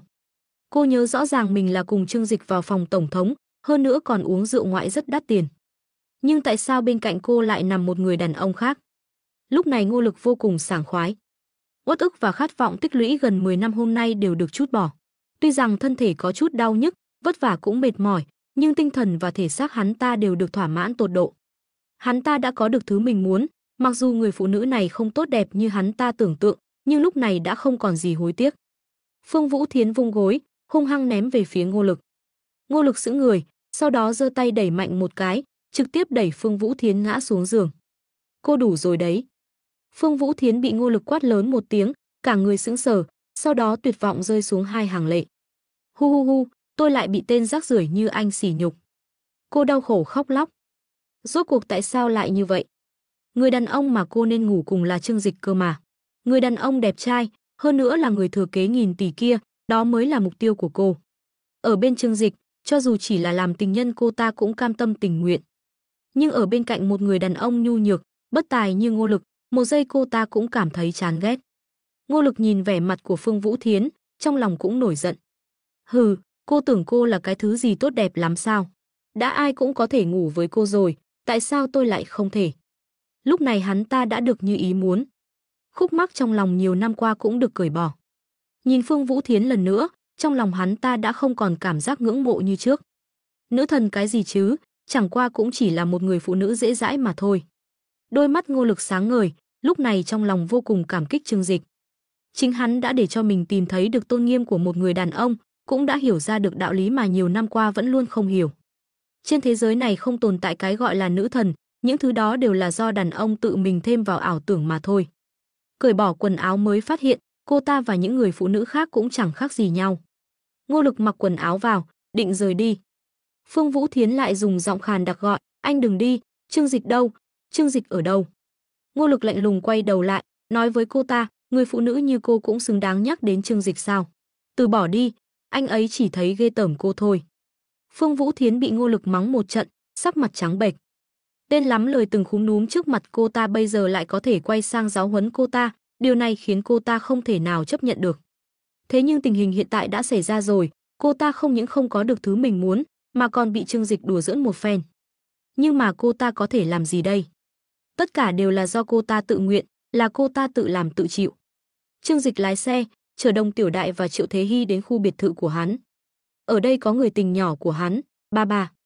Xe dừng lại trong khu biệt thự, xung quanh yên tĩnh lạ thường, ngoại trừ một số công nhân vệ sinh và công nhân làm vườn, cơ bản không thấy cư dân nào khác. Triệu Thế Hy và Đồng Tiểu Đại tò mò nhìn xung quanh. Phong cảnh nơi đây rất đẹp, trồng đầy hoa thơm cỏ lạ, hơn nữa lại được bàn tay của người làm vườn cắt tỉa thành những hình thù rất đẹp mắt. Anh Trương Dịch, anh ở đây sao? Triệu Thế Hy vui vẻ hỏi. Không ngờ Trương Dịch lại đưa cô đến nhà hắn, Triệu Thế Hy vui mừng khôn xiết, bởi vì đây chính là sự công nhận thân phận mà. Nhà ở đây chắc là đắt lắm nhỉ? Triệu Thế Hy chớp chớp mắt. Trương Dịch suy nghĩ một chút, mỉm cười nói, cũng bình thường thôi, một căn cũng chỉ hơn 10 triệu đồng. Hơn nữa anh thường không ở đây, chỉ thỉnh thoảng mới đến một chuyến. Triệu Thế Hy kinh ngạc nói, anh không ở đây sao? Vậy sao lại đưa chúng em đến đây làm gì? Đưa hai em đến xem nhà, tiện thể làm quen với một người em gái. Trương Dịch mỉm cười nói. Sắc mặt Triệu Thế Hy và Đồng Tiểu Đại lập tức trở nên nghiêm túc, bởi vì Trương Dịch đã nói với bọn họ, bên cạnh hắn có rất nhiều phụ nữ. Hai người tuy rằng đã sớm chuẩn bị tâm lý, thế nhưng nhanh như vậy đã phải gặp đối thủ cạnh tranh, nói không căng thẳng đó là không thể nào. Cầm lấy, sau này em cứ lái cái này. Trương Dịch tiện tay ném chìa khóa Porsche của mình cho Đồng Tiểu Đại, sau đó nói với Triệu Thế Hy đang tỏ vẻ ghen tị, lần sau anh cũng tặng em một chiếc. Đồng Tiểu Đại mân mê chiếc chìa khóa Porsche tinh xảo trong tay, trong lòng vui mừng khôn xiết. Kiểu dáng chiếc xe này cô rất thích, sau này lái nó đi bàn chuyện làm ăn rất oai phong. Còn Triệu Thế Hy thì thè lưỡi, có chút khó xử nói, anh Trương Dịch, không cần tặng em món đồ quý giá như vậy đâu. Cô quen biết Trương Dịch tổng cộng cũng mới được vài ngày, đã tặng quà quý giá như vậy, nói thật lòng Triệu Thế Hy vẫn có chút sợ hãi. Ngay cả khi gia đình cô ấy có điều kiện khá giả, được coi là giàu có ở thành phố Thiên Hải, nhưng cô ấy chưa bao giờ chứng kiến một cuộc phô trương nào lớn đến thế. Sau này em sẽ dần quen thôi. Trương Dịch đút hai tay vào túi quần, mỉm cười nói, phụ nữ của anh nhất định phải là người hạnh phúc nhất thế giới. Những gì người khác có, các em đều phải có, người khác không có, các em cũng phải có. Chiếc xe hơn 1 triệu đồng, trong mắt hắn chẳng khác nào một món đồ chơi, cho đi cũng chẳng tiếc. Khuôn mặt nhỏ nhắn của Triệu Thế Hy tràn đầy hạnh phúc, cảm ơn anh. Lúc này, từ xa bỗng vang lên tiếng động cơ gầm rú. Triệu Thế Hy và Đồng Tiểu Đại không khỏi quay đầu nhìn lại, thì thấy một chiếc siêu xe có kiểu dáng cực kỳ đẹp đang lao về phía này. Một chiếc Pagani Zonda màu đen từ xa đến gần, nhanh chóng dừng lại trước mặt ba người. Ngay khi Triệu Thế Hy và Đồng Tiểu Đại còn đang kinh ngạc, Lưu Tử Hào, vệ sĩ của Trương Dịch, bước xuống từ trên xe, cung kính nói với Trương Dịch, "Cậu chủ, xe của cậu đã được đưa đến rồi hả?" Triệu Thế Hy và Đồng Tiểu Đại đều là người từng trải, vừa nhìn đã nhận ra đây là chiếc siêu xe cực phẩm trong truyền thuyết, chiếc Pagani Zonda trị giá nửa tỷ đồng. "Oa, anh Trương Dịch, chiếc xe này là của anh sao? Đẹp quá. Em mới chỉ được nhìn thấy một lần ở triển lãm xe hơi. Không ngờ chiếc Pagani Zonda duy nhất ở thành phố Thiên Hải lại thuộc về anh." Đôi mắt Triệu Thế Hy sáng lấp lánh, nhìn thân xe hoàn mỹ, cô không khỏi đưa tay ra sờ mó. Phụ nữ cũng yêu thích xe hơi không kém gì đàn ông. Đồng Tiểu Đại cũng đang nhìn chằm chằm vào chiếc xe thể thao đó với ánh mắt nóng bỏng. Lúc này cô mới hiểu tại sao Trương Dịch lại gọi chiếc Porsche đó là xe nát. So sánh hai chiếc xe, chiếc Porsche thực sự có phần lép vế. Trương Dịch xoa xoa chiếc xe yêu quý của mình, cười nói, cuối cùng cũng được lái xe của chính mình rồi. Hai, giả vờ khiêm tốn cũng mệt thật. Hai người có biết, lái một chiếc Porsche để đóng giả người bình thường thực sự không dễ dàng chút nào. Triệu Thế Hy, Đồng Tiểu Đại. À phải rồi, đây là vệ sĩ Lưu Tử Hào của anh. Còn đây là Đồng Tiểu Đại và Triệu Thế Hy, phụ nữ của tôi. Trương Dịch giới thiệu một cách hào phóng. Đồng Tiểu Đại và Triệu Thế Hy vội vàng chào hỏi Lưu Tử Hào, còn Lưu Tử Hào vẫn luôn là tâm phúc của Trương Dịch. Tuy là lần đầu tiên nhìn thấy hai người phụ nữ xinh đẹp này nhưng cũng không lộ vẻ kinh ngạc. Cái đó, thứ tôi muốn đã mang đến chưa? Trương Dịch chìa một tay về phía Lưu Tử Hào. Đã mang đến rồi ạ. Lưu Tử Hào gật đầu, từ trong túi áo móc ra một chùm chìa khóa lớn. Khi Đồng Tiểu Đại và Triệu Thế Hy vẫn còn đang ngơ ngác không biết đó là thứ gì thì Trương Dịch đã lấy ra hai chiếc từ trên đó, trực tiếp đưa đến tay họ. Từ hôm nay, hai căn nhà này sẽ thuộc về hai người. Trương Dịch mỉm cười nói. Hai người phụ nữ lập tức sững sờ, hai chiếc chìa khóa là hai căn nhà. Vậy mà trong tay hắn còn ít nhất 30-40 chiếc. Đồng Tiểu Đại không khỏi hỏi, Trương Dịch, anh sẽ không nói là anh sở hữu cả tòa nhà này chứ? Mặc dù suy đoán này có phần điên rồ, nhưng lúc này cô chỉ có thể nghĩ rằng đây là điều khả thi nhất. Triệu Thế Hy cũng kinh ngạc nhìn Trương Dịch, cô nhẩm tính, một căn nhà đã hơn chục triệu đồng, vậy cả tòa nhà này phải lên tới vài trăm triệu. Mua nhà đối với Trương Dịch lại dễ dàng như vậy sao? Làm sao có thể? Trương Dịch lắc đầu. Nghe hắn nói vậy, Đồng Tiểu Đại và Triệu Thế Hy mới thở phào nhẹ nhõm. Nếu không, họ thực sự sẽ bị hắn dọa chết mất. Trương Dịch đưa mắt nhìn toàn bộ khu biệt thự, chỉ vào những tòa nhà đó và nói, sao anh có thể chỉ có một tòa nhà được, tất cả những thứ này đều là của tôi. Toàn bộ khu biệt thự này đều là tài sản của một mình anh. Đồng Tiểu Đại và Triệu Thế Hy đứng hình tại chỗ, thực sự không biết nên dùng biểu cảm gì để đối mặt với Trương Dịch nữa. Ở một nơi đất chật người đông như thành phố Thiên Hải, một người lại có thể sở hữu cả một khu nhà sao? Nói ra thì thật điên rồ. Thấy vậy, Trương Dịch mỉm cười giải thích. Tập đoàn Thịnh Thế cũng có dự án bất động sản riêng. Những căn biệt thự và căn hộ này đều mới được xây dựng trong vòng 2 năm trở lại đây, đều chưa được tung ra thị trường. Nghe Trương Dịch giải thích, Triệu Thế Hy và Đồng Tiểu Đại mới cảm thấy cân bằng trong lòng hơn một chút. Hóa ra là do tập đoàn của hắn tự xây dựng, vậy thì hợp lý hơn nhiều rồi. Nhưng nói đi cũng phải nói lại, tập đoàn Thịnh Thế đều là tài sản cá nhân của Trương Dịch, cho nên nói nơi này đều là tài sản của hắn cũng không có gì là sai. Thế nào mới gọi là đại gia? Hôm nay, Triệu Thế Hy và Đồng Tiểu Đại mới được mở mang tầm mắt. Gia đình hai cô đều rất giàu có, từng gặp qua rất nhiều người giàu có. Nhưng mà, những người đó cộng lại dường như cũng không bằng một nửa của Trương Dịch. Anh Trương Dịch, cuối cùng anh cũng đến rồi. Đúng lúc này, từ trong tòa nhà chung cư đột nhiên một cô gái mặc đồ ngủ chạy ra. Nhìn cô ấy có vẻ không cao lắm, chỉ khoảng 1m6. Bộ đồ ngủ màu xám đáng yêu in hình chú gấu nhỏ, mái tóc xoăn dài bồng bềnh như rong biển, để lộ đôi chân thon trắng nõn. Điều khiến Triệu Thế Hy và Đồng Tiểu Đại cảm thấy nguy hiểm là nhan sắc của cô gái này lại hoàn mỹ vô khuyết, không hề thua kém gì họ. Thậm chí còn có chút đáng yêu phúng phính như trẻ con, đây chính là kiểu kawaii mà đàn ông khó lòng cưỡng lại nhất. Hai người lập tức hiểu ra thân phận của cô gái này, cô ấy chính là một trong số những người bạn gái được Trương Dịch nuôi dưỡng ở đây. Ba vừa nhận được tin Trương Dịch sắp đến, còn chưa kịp thay quần áo đã vội vàng chạy xuống. Nhìn thấy dáng vẻ đáng yêu trong bộ đồ ngủ của cô, Trương Dịch cũng tràn đầy vẻ cưng chiều. Khi ở quán bar, ba sẽ cố ý ăn mặc thật trưởng thành, trông như một nữ vương quán bar, vô cùng quyến rũ và gợi cảm. Thế nhưng, điều hắn yêu nhất lại chính là dáng vẻ cô gái nhà bên trong sáng này của cô. Mỗi lần nhìn thấy, hắn lại có cảm giác như mình vẫn còn đang ở tuổi thanh xuân, yêu đương trong sáng với cô bạn gái nhỏ. Ba ba nhào vào lòng Trương Dịch, hôn chụt một cái thật kêu lên mặt anh. Anh Trương Dịch, mấy hôm nay anh không đến tìm ba ba rồi. Ba ba bĩu môi đỏ mọng, nũng nịu nói, cả người quấn lấy Trương Dịch như một chú gấu qua la. 2 ngày nay anh về trường rồi, anh đã nói với em là có lễ kỷ niệm thành lập trường mà. Trương Dịch cưng chiều, đưa tay xoa xoa mũi cô. Ba ba nhìn thấy Đồng Tiểu Đại và Triệu Thế Hy qua vai Trương Dịch. Cô nhìn chằm chằm đánh giá hai người họ vài giây, đột nhiên nở nụ cười rạng rỡ vẫy tay chào, chào hai người là bạn gái mới của anh Trương Dịch đúng không? Tôi là tiền bối của hai người, ba ba đây. Nhìn thấy dáng vẻ tự nhiên, hào phóng của ba ba, Triệu Thế Hy và Đồng Tiểu Đại không khỏi cảm thán, người phụ nữ như vậy quả thật là có trái tim rộng lớn. Lần đầu tiên nhìn thấy bạn trai dẫn phụ nữ khác về nhà mà vẫn có thể chào hỏi như thường. Quả là nhân vật lợi hại. Hai người đồng thời nghĩ trong lòng. Nhưng trên thực tế, ba ba không phải là một cô gái có nhiều tâm cơ. Cô chỉ là dành cho Trương Dịch sự bao dung lớn nhất. Xét trên một khía cạnh nào đó, Trương Dịch trong lòng cô giống như một người cha. Trong suốt quãng thời gian dài sống trong gia đình không trọn vẹn, cô rất thiếu thốn tình yêu thương của người đàn ông trưởng thành, lại còn có một người mẹ cuồng yêu đương. Vì vậy, sự ấm áp mà Trương Dịch dành cho cô đã khiến cô coi hắn là người quan trọng nhất của mình. Đây là một kiểu hội chứng phụ thuộc có phần bệnh hoạn, nhưng Trương Dịch không hề bài xích sự ỷ lại này, ngược lại còn yêu thương cô gấp bội. Chào cậu, tôi là Triệu Thế Hy, cậu cứ gọi tôi là Thế Hy nhé. Xin chào, tôi là Đồng Tiểu Đại. Hai người phụ nữ chào hỏi ba ba, trong lòng đều dâng lên cảnh giác.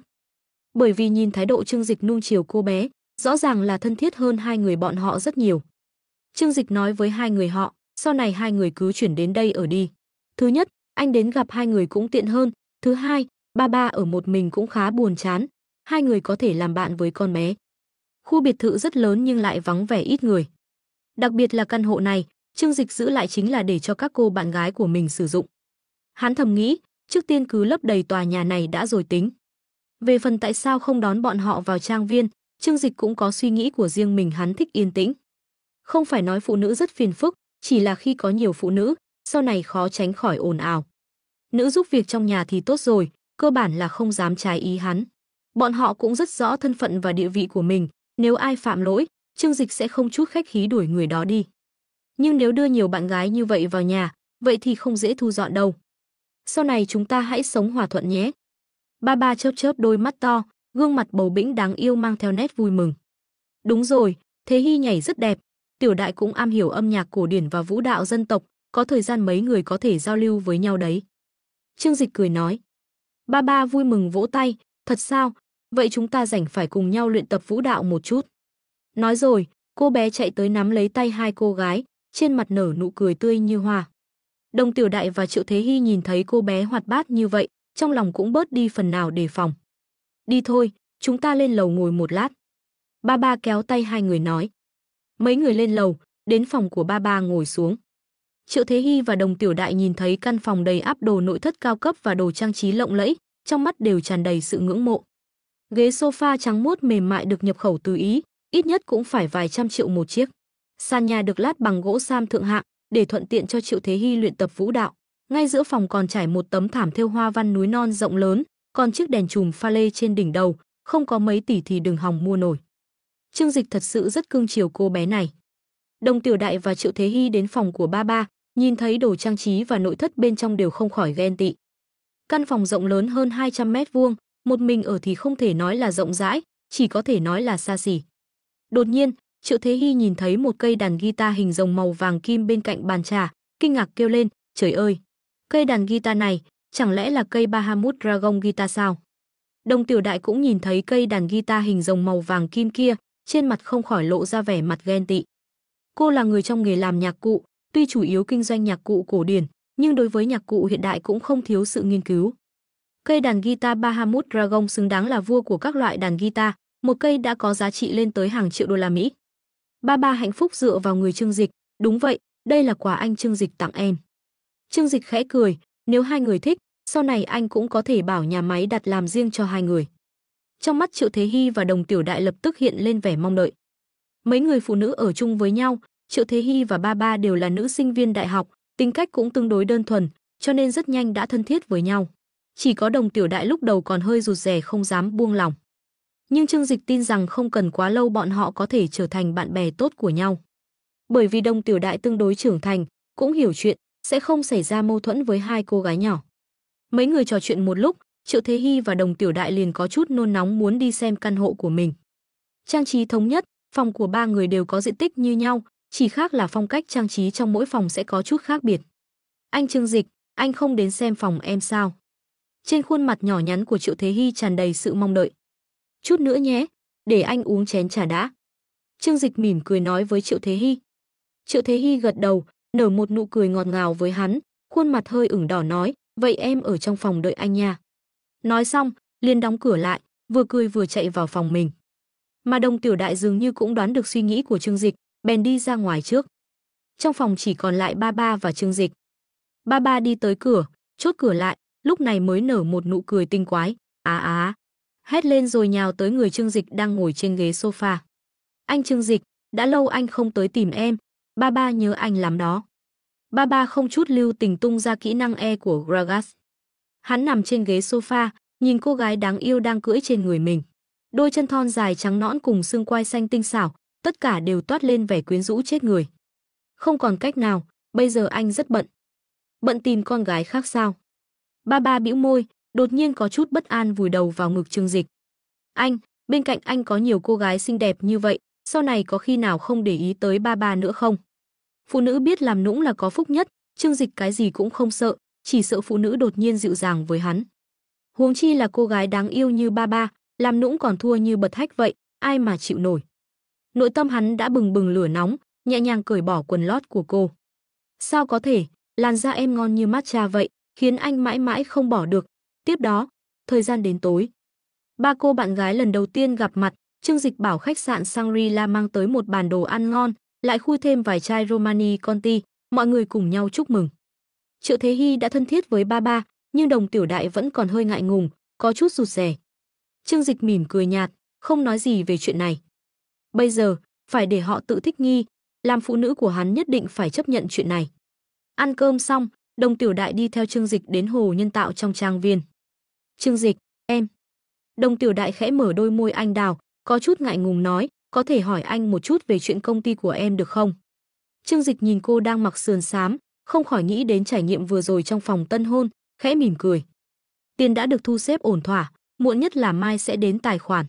Ngoài ra, chuyện quảng bá sản phẩm của các em cũng được sắp xếp vào rạng sáng mai. Bên anh bình thường đều quảng bá vào lúc sáng sớm, điều này em nên biết.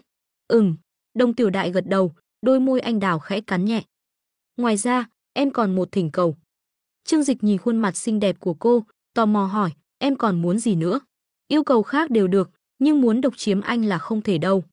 Hắn mỉm cười nhắc nhở, chuyện này phải dập tắt ngay từ đầu ý nghĩ của cô. Không phải như vậy. Đồng Tiểu Đại thở dài trong lòng, cô tuy là người con gái đọc tứ thư ngũ kinh từ nhỏ, đến bây giờ mới vừa hoàn thành quá trình chuyển đổi từ thiếu nữ thành phụ nữ. Nhưng cô cũng hiểu rõ, người đàn ông như Trương Dịch không phải là người mà một người phụ nữ có thể dễ dàng nắm giữ. Có thể ở bên cạnh hắn, đã là chuyện khiến vô số phụ nữ khác phải ghen mộ rồi. Em chỉ là rất ngưỡng mộ Tô Minh Ngọc tiểu thư và Hàn Vũ Nặc nữ sĩ, nên hy vọng có cơ hội được gặp hai người họ một lần. Đồng Tiểu Đại nhìn hắn với ánh mắt ngưỡng mộ, họ với anh, quan hệ rất thân thiết sao? Đồng Tiểu Đại hỏi. Nghe vậy, Trương Dịch không khỏi bật cười. Còn hơn cả thân thiết, họ cũng giống như em, đều là bạn gái của anh. Điều này trong toàn bộ giới kinh doanh thành phố Thiên Hải đều là bí mật, bởi vì Trương Dịch rất kín tiếng, cơ bản ngoại trừ cái tên ra thì không còn tin tức nào khác lộ ra ngoài. Cho nên, cũng không có mấy ai biết được hắn đã thu nạp cả hai nữ vương của giới kinh doanh thành phố Thiên Hải vào hậu cung của mình. Đồng Tiểu Đại kinh ngạc đến mức phải che miệng lại, bộ móng tay màu hồng đào sáng lấp lánh, cũng giống như sự kinh ngạc trong mắt cô. Ngay cả họ, cũng là phụ nữ của anh sao? Cô khiếp sợ, bởi vì Tô Minh Ngọc và Hàn Vũ Nặc đều là thần tượng trong lòng cô. Là những người phụ nữ mạnh mẽ trong giới kinh doanh, một người là tổng thư ký của tập đoàn Thịnh Thế, một người là chủ tịch tập đoàn Vinh Tín, có thể nói là đứng trên đỉnh cao của giới kinh doanh thành phố Thiên Hải. Không biết có bao nhiêu người phụ nữ coi họ là mục tiêu phấn đấu. Vậy mà có ai ngờ được, những người phụ nữ như họ cũng bằng lòng chấp nhận chung một người đàn ông. Cho nên, bây giờ em không còn gì bất mãn nữa chứ? Trương Dịch đứng tựa vào lan can bên hồ nhân tạo, nhìn Đồng Tiểu Đại với vẻ mặt đầy ý vị và nói.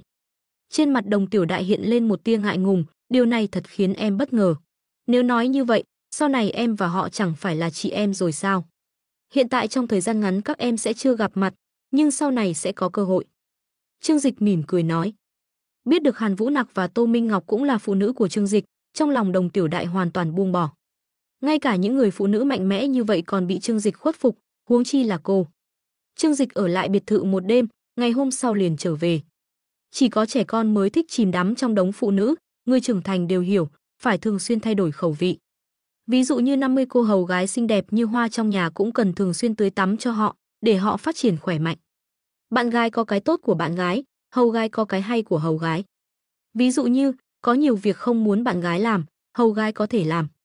Cho nên khi Trương Dịch về đến nhà, Nặc Nặc và Y Y lập tức ngọt ngào chạy đến, mời hắn đi thưởng thức màn múa cột do mười mấy cô hầu gái có thân hình đẹp nhất tập luyện. Kết thúc chuyến thăm trường cũ, Trương Dịch bắt đầu bắt tay vào làm một việc khác. Nguyệt Thần, ra đây gặp ta. Trương Dịch gọi siêu trí tuệ nhân tạo của mình. Ngay lập tức, trước mặt hắn xuất hiện một cô gái hoàn mỹ bán trong suốt, mái tóc trắng như thác nước buông xuống tận gót chân, hoàn mỹ không tì vết. Chủ nhân tôn kính của tôi, ngài có việc gì cần tôi làm sao? Nguyệt Thần cúi người chào hỏi Trương Dịch. Trước đó ta bảo ngươi bắt đầu nghiên cứu y học sinh học, ngươi làm thế nào rồi? Trương Dịch thản nhiên hỏi. Sau khi có được Nguyệt Thần, trong đầu hắn liền hiện lên một kế hoạch kinh người. Đó chính là có được sự bất tử. Thời cổ đại, đây là mong muốn cả đời của những vị hoàng đế thiên cổ, còn đến ngày nay, Trương Dịch cũng bắt đầu khao khát một sinh mệnh lâu dài hơn. Con người càng sống vui vẻ, càng có nhiều thứ thì càng sợ hãi cái chết. Trương Dịch cũng là người thường, cho nên hắn cũng sợ hãi cái chết và sự lão hóa. Vì vậy, sau khi có được siêu trí tuệ nhân tạo sở hữu công nghệ vượt trội nhân loại 500 năm, điều đầu tiên hắn nghĩ đến không phải là để nó giúp mình có được của cải, mà là muốn nó giúp mình có được tuổi thọ lâu dài, thậm chí là bất tử. Trương Dịch dựa vào lan can bên bờ hồ nhân tạo, đôi mắt tinh nghịch nhìn Đồng Tiểu Đại và nói. Cần điều kiện gì? Trương Dịch trực tiếp hỏi. Hiện tại hắn không thiếu tiền, dục vọng với tiền tài đã rất thấp. Cái hắn quan tâm chính là thứ khác, nếu có thể khiến bản thân và người bên cạnh sống lâu hơn, cho dù phải trả giá thế nào hắn cũng chấp nhận. Tôi cần một cơ sở thí nghiệm lớn, cải cách từ cơ sở hạ tầng công nghiệp, sau đó chế tạo robot công nghiệp hóa của thế kỷ 26. Ngoài ra, nghiên cứu y học cần rất nhiều vật liệu, sẽ tiêu tốn của ngài ít nhất 500 tỷ mới có thể nghiên cứu ra loại thuốc cải thiện thể chất, kéo dài tuổi thọ. Nghe được con số này, Trương Dịch thản nhiên cười. Lấy ra một số tiền lớn như vậy trong một lần quả thực có chút khó khăn. Đây đã là một phần nhỏ tài sản của tôi. Hơn nữa phần lớn tài sản đều đầu tư vào sản xuất. Cho nên, xem ra tôi vẫn phải tiếp tục kiếm tiền. Ánh mắt hắn sáng quắc, lại hướng về tập đoàn Thịnh Thế. Nhưng với tốc độ phát triển hiện tại của tập đoàn, ít nhất còn phải đầu tư thêm 2 năm nữa mới có thể thu lợi nhuận lớn. Nếu không thì chúng ta không có cách nào cạnh tranh với Amazon. Nhìn chiếc tivi khổng lồ 100 inch trên tường đối diện, Trương Dịch nói, Nguyệt Thần, bật tivi lên. Tôi muốn xem tin tức về sự cạnh tranh thương mại giữa Amazon và tập đoàn Thịnh Thế.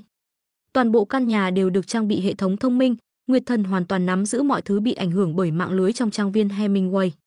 TV được bật lên, sau đó xuất hiện hơn 10 bài báo về vấn đề cạnh tranh hiện tại của hai tập đoàn thương mại điện tử lớn. Sau khi thua kiện tập đoàn Thịnh Thế, Amazon bắt đầu phản công một cách điên cuồng. Hiện tại đang dùng giá rẻ để giành thị phần. Theo tin đồn, trụ sở chính tại Hoa Kỳ đã hạ lệnh, dù có tổn thất bao nhiêu cũng phải giữ vững thị trường Đại Trung Hoa. Vốn nước ngoài ồ ạt đổ vào, khí thế rất hung hăng.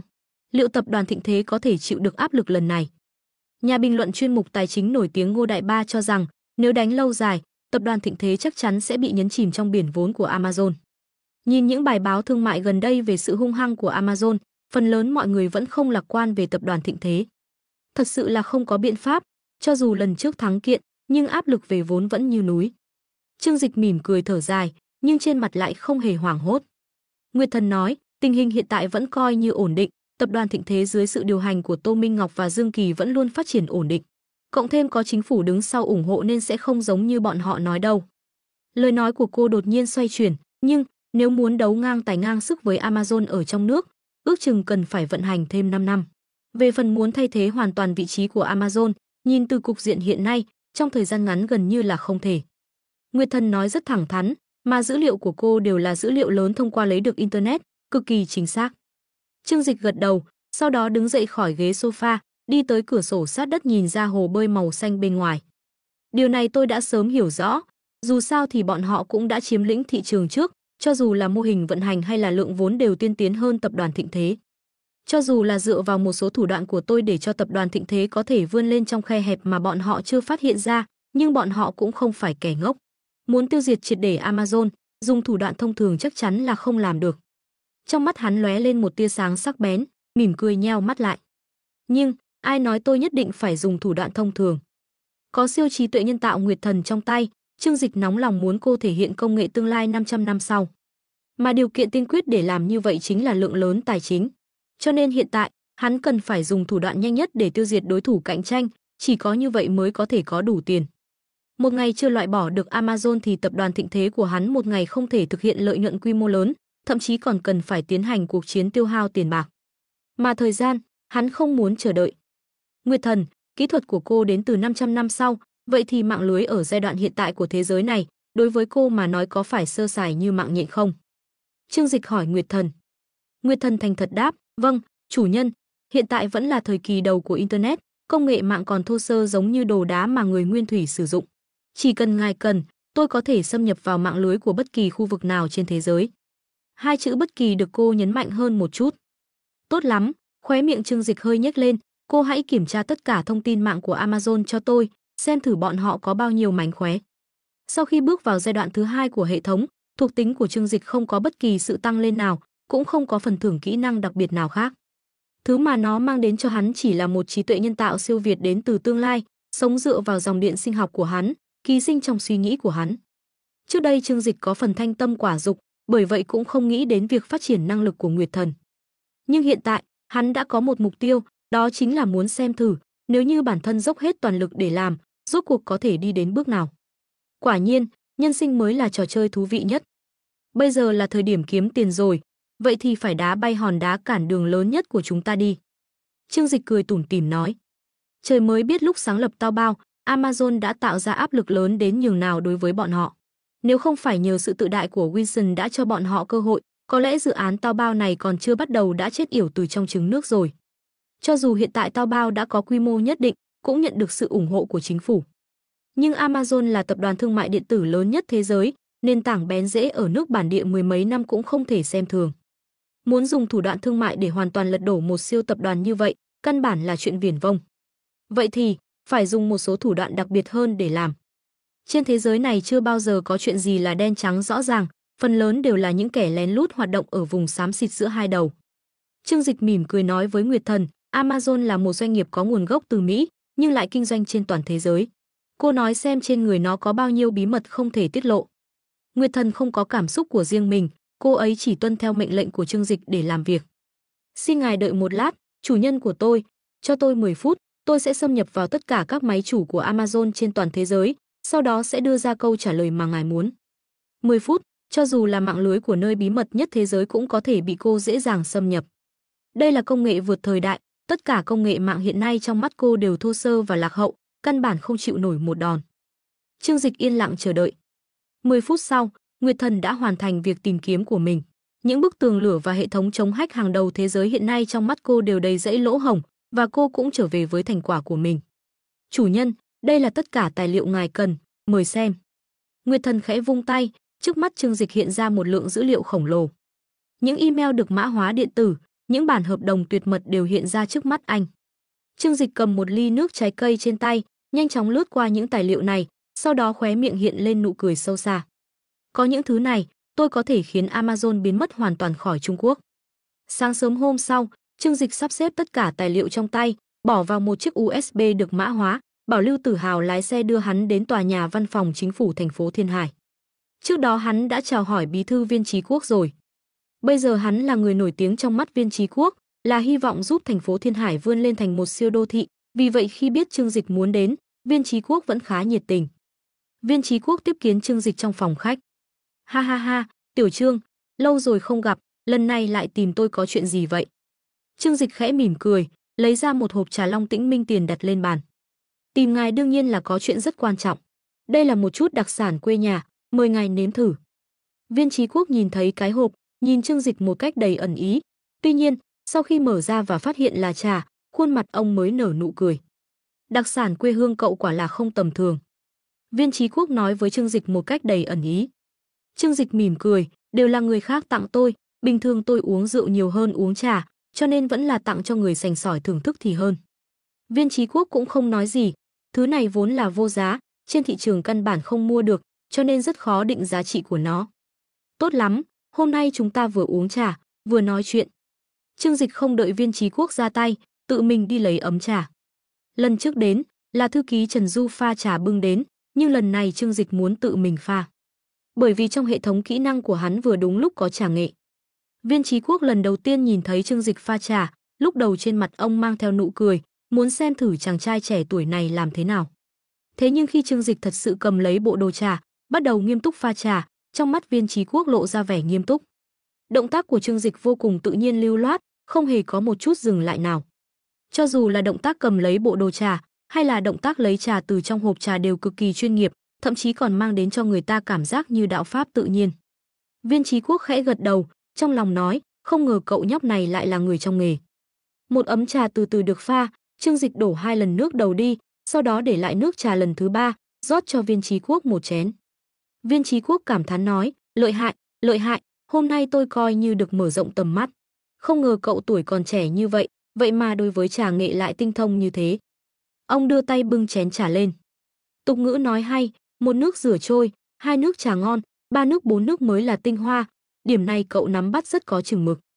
Tôi cũng chỉ là học được chút da lông mà thôi. Trương Dịch rất khách khí nói.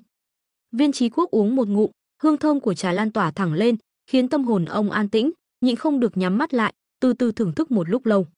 Một lúc lâu sau, ông mới từ từ mở mắt, cảm thán nói, trà ngon, trà ngon. Uống trà xong rồi, chúng ta cũng nên nói chuyện nghiêm túc. Nói đi, lần này cậu đến tìm tôi là vì chuyện gì?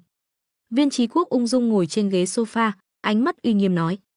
Là người xuất thân từ quân đội, trên người ông luôn toát ra khí chất cứng rắn như thép. Trương Dịch lại không hề cảm thấy khó chịu, dù sao cũng là bố vợ của mình. Bố, Trương Dịch thầm nghĩ trong lòng, không nhịn được liền buột miệng nói ra. Hả? Viên Chí Quốc sững sờ. Trương Dịch toát mồ hôi hột, vội vàng giải thích, nói chuyện này phải được ông bố trí thì tôi mới yên tâm. Ồ, như vậy à, làm tôi giật mình. Viên Chí Quốc chỉ Trương Dịch, nói đi. Trương Dịch nuốt nước miếng, thầm nghĩ, may quá, may mà mình nhanh trí. Chuyện là thế này, gần đây tôi có được một số tài liệu, muốn mời ông xem qua. Nói xong, hắn lấy từ trong túi áo ra chiếc USB được mã hóa, đặt lên bàn. Viên Chí Quốc nhìn nó, nghi ngờ hỏi, đây là cái gì? Một số tài liệu. Trương Dịch nhìn Viên Chí Quốc, từng chữ rõ ràng, liên quan đến vụ dò dỉ thông tin của Amazon. Khi Viên Chí Quốc nghe xong lời của Trương Dịch, nét mặt lập tức trở nên nghiêm túc. Cậu nói rõ hơn đi, rốt cuộc chuyện này là thế nào? Trương Dịch không chút do dự, bèn kể lại toàn bộ câu chuyện.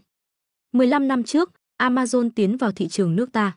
Với sự tiện lợi của thương mại điện tử, trong 15 năm qua, cơ bản họ đã nắm trong tay gần như toàn bộ thông tin thị trường của chúng ta. Trong đó bao gồm thói quen tiêu dùng của người dân, nhu cầu mua sắm các loại hàng hóa. Mà những thông tin này vốn dĩ là bí mật quốc gia, không thể tùy tiện bị lộ ra ngoài. Hắn nhấp một ngụm trà, nói tiếp, nhưng vài năm gần đây, Amazon lại bí mật cung cấp những thông tin này cho Mỹ. Sắc mặt Viên Chí Quốc lập tức trở nên vô cùng nghiêm trọng. Ông nhìn chằm chằm Trương Dịch, rồi lại nhìn vào chiếc USB màu đen trên bàn, hỏi nghiêm túc, cậu có bằng chứng đầy đủ cho những gì vừa nói không? Đây không phải là chuyện nhỏ, Amazon là một doanh nghiệp nước ngoài lớn như vậy, chúng ta không thể tùy tiện xử phạt. Nhưng nếu cậu có bằng chứng rõ ràng thì Amazon sẽ gặp rắc rối lớn. Viên Chí Quốc đập mạnh bàn, giọng nói đầy cương quyết. Trương Dịch gật đầu, chính xác, trong USB này là toàn bộ bằng chứng, tất cả đều là các tài liệu được mã hóa của họ, trong đó có chữ ký điện tử của lãnh đạo cấp cao của Amazon và các bên giao dịch. Còn có các hợp đồng bí mật, thậm chí là biên bản cuộc họp. Hơi thở của Viên Chí Quốc trở nên nặng nề, ông đứng dậy, tiến đến cửa sổ, mở ra để không khí trong lành tràn vào phòng. Thực tế, chính phủ đã sớm có nghi ngờ phía Amazon. Chỉ là vì địa vị đặc thù của nó, cơ bản bọn họ không có cách nào dễ dàng điều tra. Do đó, chính phủ đã ủng hộ Tao Bao chính là để có được một sàn thương mại điện tử quốc gia của riêng mình. Viên Chí Quốc suy nghĩ một lúc rồi nói với Trương Dịch, cậu đi cùng tôi. Ông nhanh chóng bước ra ngoài phòng khách, mở cửa rồi nói với thư ký Trần Du, Tiểu Trần, chuẩn bị ngay phòng họp. Thư ký Trần Du vội vàng đứng dậy hỏi, có cần gọi các lãnh đạo bộ phận đến không ạ? Viên Chí Quốc xua tay, không cần, chỉ cần tôi và Trương Dịch thôi. Trương Dịch cất USB rồi theo Viên Chí Quốc tiến về phía trước. Thấy cảnh đó, Trần Du hơi ghen tị. Trong cả thành phố Thiên Hải này, người được Viên Chí Quốc coi trọng như vậy chẳng có mấy ai. Người duy nhất được hưởng đãi ngộ này, ngoài Trương Dịch ra chỉ có con gái cưng của ông ấy. Trần Du nhanh chóng chuẩn bị phòng họp, sau đó bị Viên Chí Quốc đuổi ra ngoài. Toàn bộ phòng họp đều được bít kín, chỉ còn lại hai người họ. Viên Chí Quốc nói với Trương Dịch, lấy tài liệu của cậu ra cho tôi xem. Nét mặt ông vô cùng nghiêm túc, dù sao đây cũng là chuyện liên quan đến cấp cao. Phải biết rằng quy mô của Amazon đứng đầu thế giới, hiện giờ cũng là doanh nghiệp thương mại điện tử lớn nhất trong nước, đồng thời là nhà đầu tư nước ngoài lớn nhất. Nếu muốn động đến họ thì phải tìm được chứng cứ rõ ràng, và nó phải là những bằng chứng như núi. Nếu không, hành động thiếu suy nghĩ sẽ không có kết quả tốt. Được. Trương Dịch gật đầu, bước tới, cắm USB vào máy tính, sau đó mở các tài liệu bí mật cho Viên Chí Quốc xem. Từng tài liệu điện tử hiện lên, ánh mắt Viên Chí Quốc càng trở nên nghiêm trọng, một ngọn lửa giận dữ cũng bắt đầu bùng lên. Từ những tài liệu này, có thể dễ dàng thấy rằng suốt những năm qua, Amazon đã liên tục chuyển giao các thông tin liên quan đến đời sống người dân Hoa Hạ cho phía Mỹ. Những thông tin này có sức ảnh hưởng khủng khiếp như thế nào? Đơn cử một ví dụ đơn giản. Dân số trong nước rất đông, nhưng diện tích đất canh tác lại không đủ để nuôi sống từng đó người. Do đó, mỗi năm đều cần nhập khẩu một lượng lớn lương thực từ nước ngoài. Kết quả là một năm, các nhà cung cấp lương thực quốc tế không biết vì lý do gì, đột nhiên đồng loạt tăng giá lương thực. Điều này dẫn đến giá lương thực trong nước không ngừng tăng, khiến người dân lo lắng về thực phẩm. Cuối cùng, quốc gia phải bỏ ra một khoản lớn để mua lương thực mới giải quyết được vấn đề này. Quốc kế dân sinh, dù là những thứ nhỏ nhất như bột mì, gạo hay thịt lợn đều có thể ảnh hưởng đến cuộc sống của người dân. Những thông tin này một khi bị lộ ra ngoài và bị người có ý đồ xấu lợi dụng sẽ gây ra ảnh hưởng lớn đến đời sống của người dân. Dầm, Viên Chí Quốc đập mạnh bàn, tức giận nói, Amazon thật quá đáng. Ăn cơm của chúng ta mà lại còn đập bát của chúng ta. Nếu như thế mà còn nhịn được thì còn gì không nhịn được nữa. Thấy vậy, Trương Dịch nói với Viên Chí Quốc, Bí thư Viên, tôi giao tài liệu này cho ngài. Sau đó xử lý thế nào, tôi tin tưởng chính phủ sẽ có cách. Hắn nói rất chân thành. Chính phủ đã sớm muốn ra tay với Amazon, chỉ là chưa tìm được lý do thích hợp. Còn bây giờ, việc Trương Dịch làm chính là trao thanh kiếm cho họ, để họ ra tay. Còn về phần hắn có thể ngồi thu lợi, đối với chính phủ mà nói, cũng tránh được nguy cơ thông tin bị rò rỉ. Hai bên hợp tác cùng có lợi. Viên Chí Quốc nhìn Trương Dịch, hít một hơi sâu, hỏi, cậu lấy những thông tin này từ đâu? Chúng tôi đã thử rất nhiều cách, bộ phận tình báo mười mấy năm cũng không đào ra được, vậy mà cậu lại có được. Trương Dịch cười bí ẩn, không trực tiếp trả lời câu hỏi của Viên Chí Quốc. Hắn chỉ nói, chỉ cần nó có ích cho ngài, còn về cách tôi có được, tôi có những con đường riêng của mình nhưng không tiện nói ra, mong ngài hiểu. Viên Chí Quốc nhướng mày, nghĩ rằng Trương Dịch chắc chắn đã sử dụng các thủ đoạn như gián điệp thương mại để có được thông tin. Chuyện này nói ra không hay, ông đương nhiên không ép hỏi. Nhưng không sao, chỉ cần có được thông tin giá trị, đó là điều tốt nhất. Được rồi, chuyện này cậu tạm thời đừng tiết lộ. Tôi sẽ chuyển tài liệu này lên trên, sẽ sớm có người đến xử lý những người phụ trách của Amazon. Viên Chí Quốc nhìn Trương Dịch, cười nói, còn cậu, cứ chờ phát tài đi. Ông biết rõ, Trương Dịch làm vậy là để hạ bệ Amazon. Mà một khi Amazon, doanh nghiệp thương mại điện tử lớn nhất trong nước bị lật đổ, người được lợi lớn nhất không nghi ngờ gì chính là Taobao, doanh nghiệp thương mại điện tử lớn thứ hai. Trương Dịch lại nghiêm túc nói, tôi không quan tâm đến tiền, chủ yếu là muốn làm việc cho quốc gia. Viên Chí Quốc cười mắng, được rồi, mau trở về đi. Ai, ngài bận rộn quá. Trương Dịch cười lớn rồi định rời đi. Khoan đã, Viên Chí Quốc đột nhiên gọi lại Trương Dịch. Ông cười hỏi, những thứ này cậu hoàn toàn có thể tự mình công bố, tại sao lại chọn giao cho tôi? Viên Chí Quốc là quan lớn của thành phố Thiên Hải, nhưng không thể trực tiếp xử lý chuyện này, cần phải báo cáo lên các cơ quan liên quan. Trương Dịch không cần nghĩ ngợi liền trả lời, vì tôi chỉ tin tưởng ngài. Được rồi, cậu về đi. Viên Chí Quốc cười vẫy tay. Chuyện này, ai cũng biết rằng thông tin này là một công lao to lớn. Trương Dịch giao tài liệu cho ông, cũng là một công tích đối với Viên Chí Quốc. Tại tổng trụ sở khu vực Trung Quốc của Amazon ở Hồng Kông, Phó Giám đốc Wilson đang ngồi trong văn phòng, thảo luận chiến lược tiếp theo với các quản lý cấp dưới. Quy mô của Taobao ngày càng lớn khiến họ không thể bỏ qua. Hơn nữa, việc kiện tụng lần trước bị thua càng làm họ lo lắng. Việc cấp bách bây giờ là phải chặn đứng sự phát triển của Taobao ngay từ khi nó còn trong trứng nước. Nếu không, lợi nhuận của chúng ta tại Trung Quốc sẽ giảm ít nhất 40%. Điều này là không thể chấp nhận được, Wilson nghiêm giọng nói với các trưởng phòng. Trước khi họ xuất hiện, thị trường thương mại điện tử Trung Quốc luôn do chúng ta kiểm soát. Nhưng từ khi có họ, chúng ta buộc phải nhượng bộ ở nhiều mặt, làm giảm lợi nhuận. Vì vậy, họ hiện tại chính là đối thủ số 1 của chúng ta. Tin tức từ Amazon đã đến, họ đã phê duyệt 400 triệu USD cho chúng ta, yêu cầu phải đè bẹp Taobao bằng mọi giá. Dù có kéo dài, chúng ta cũng phải kiên trì đến cùng. Các lãnh đạo của công ty đều gật đầu đồng tình. Đúng vậy, chỉ cần giữ vững thị trường, dù hiện tại có mất bao nhiêu, chúng ta cũng có thể lấy lại được. Nhưng nếu mất đi thị trường, chúng ta sẽ không còn gì. Hãy tiếp tục cuộc đua với họ. Dù sao, chúng ta có sự hỗ trợ từ các tập đoàn khổng lồ, còn họ chỉ là một tập đoàn nhỏ, không thể là đối thủ của chúng ta. Wilson cười đắc ý. Đúng rồi, tuy vừa nãy tôi nói hơi nghiêm trọng, nhưng mọi người cũng không cần quá lo lắng. Dù họ có khiến chúng ta gặp khó khăn một chút, nhưng đó chỉ là vì chúng ta đã không coi trọng họ. Bây giờ, khi sư tử đã mở mắt, con chó con đó chỉ còn cách chạy trốn thôi. Chúng ta sẽ cho họ thấy ai mới là vua thực sự. Với họ, việc cạnh tranh với Taobao không có gì đáng lo. Rốt cuộc, Amazon là một quái vật khổng lồ trên thế giới, nằm trong top 10 tập đoàn mạnh nhất thế giới. Đúng lúc đó, cửa phòng họp đột nhiên bị mở ra một cách mạnh bạo. Một nhóm người mặc đồng phục bước vào, khuôn mặt họ nghiêm nghị, ánh mắt quét qua mọi người trong phòng. Wilson và các lãnh đạo khác sững sờ, khi nhìn rõ đồng phục trên người họ, sắc mặt họ thay đổi. Anh là người của bộ phận nào? Sao có thể làm việc thua lỗ như vậy? Dù có điều tra cũng nên báo trước chứ, Wilson tức giận nói. Người đứng đầu nhóm, với mái tóc cắt gọn gàng, lạnh lùng nhìn Wilson và nói, ông là Wilson Charlie Smith, đúng không? Wilson gật đầu, đúng, là tôi, phó giám đốc khu vực Trung Quốc của Amazon. Rất tốt, công ty của ông đang bị nghi ngờ có liên quan đến việc tiết lộ bí mật quốc gia của chúng tôi. Hiện toàn bộ tòa nhà đã bị kiểm soát và tất cả nhân viên làm việc ở đây đều phải chịu sự điều tra của chúng tôi. Wilson và các lãnh đạo khác ngay lập tức cảm thấy lo lắng. Ý anh là gì? Đây là vu khống, không có chứng cứ, các anh không thể bôi nhọ chúng tôi. Người phụ trách lạnh lùng nhìn Wilson, khóe miệng nở một nụ cười khinh bỉ. Đây là lệnh bắt giữ của chúng tôi, ông hãy xem kỹ đi. Hơn nữa, chúng tôi đã nắm trong tay toàn bộ chứng cứ về việc công ty ông tiết lộ bí mật. Sáng hôm đó, Trương Dịch tỉnh dậy, bên cạnh hắn là 8 cô hầu gái mặc trang phục đen trắng gợi cảm, để lộ đôi chân trắng nõn. Họ dịu dàng hầu hạ hắn mặc quần áo và rửa mặt. Lúc này, điện thoại bên cạnh bỗng vang lên. Một cô hầu gái đưa điện thoại cho hắn rồi nói, là tổng giám đốc Tô gọi tới. Minh Ngọc gọi sao? Trương Dịch vươn tay cầm điện thoại. Chào em, Minh Ngọc, sáng sớm gọi anh có chuyện gì vậy? Bên kia, giọng Tô Minh Ngọc vang lên đầy phấn khích và lo lắng. Trương Dịch, anh đã xem tin tức chưa? Anh có biết Amazon vừa gặp chuyện, tổng trụ sở ở Hồng Kông đã bị niêm phong, tất cả lãnh đạo công ty bao gồm cả Wilson đều bị bắt để điều tra. Vậy sao? Trương Dịch mỉm cười, đưa tay để cô hầu gái giúp hắn mặc áo ngủ bằng lụa. Dù sao, hắn luôn thích đêm ngủ mà không mặc gì. Đúng vậy, hiện tại tất cả tin tức trong nước đều đang đưa tin về việc này, các hot search đều đứng đầu. Tô Minh Ngọc ngạc nhiên hỏi, sao anh không có vẻ gì là bất ngờ vậy?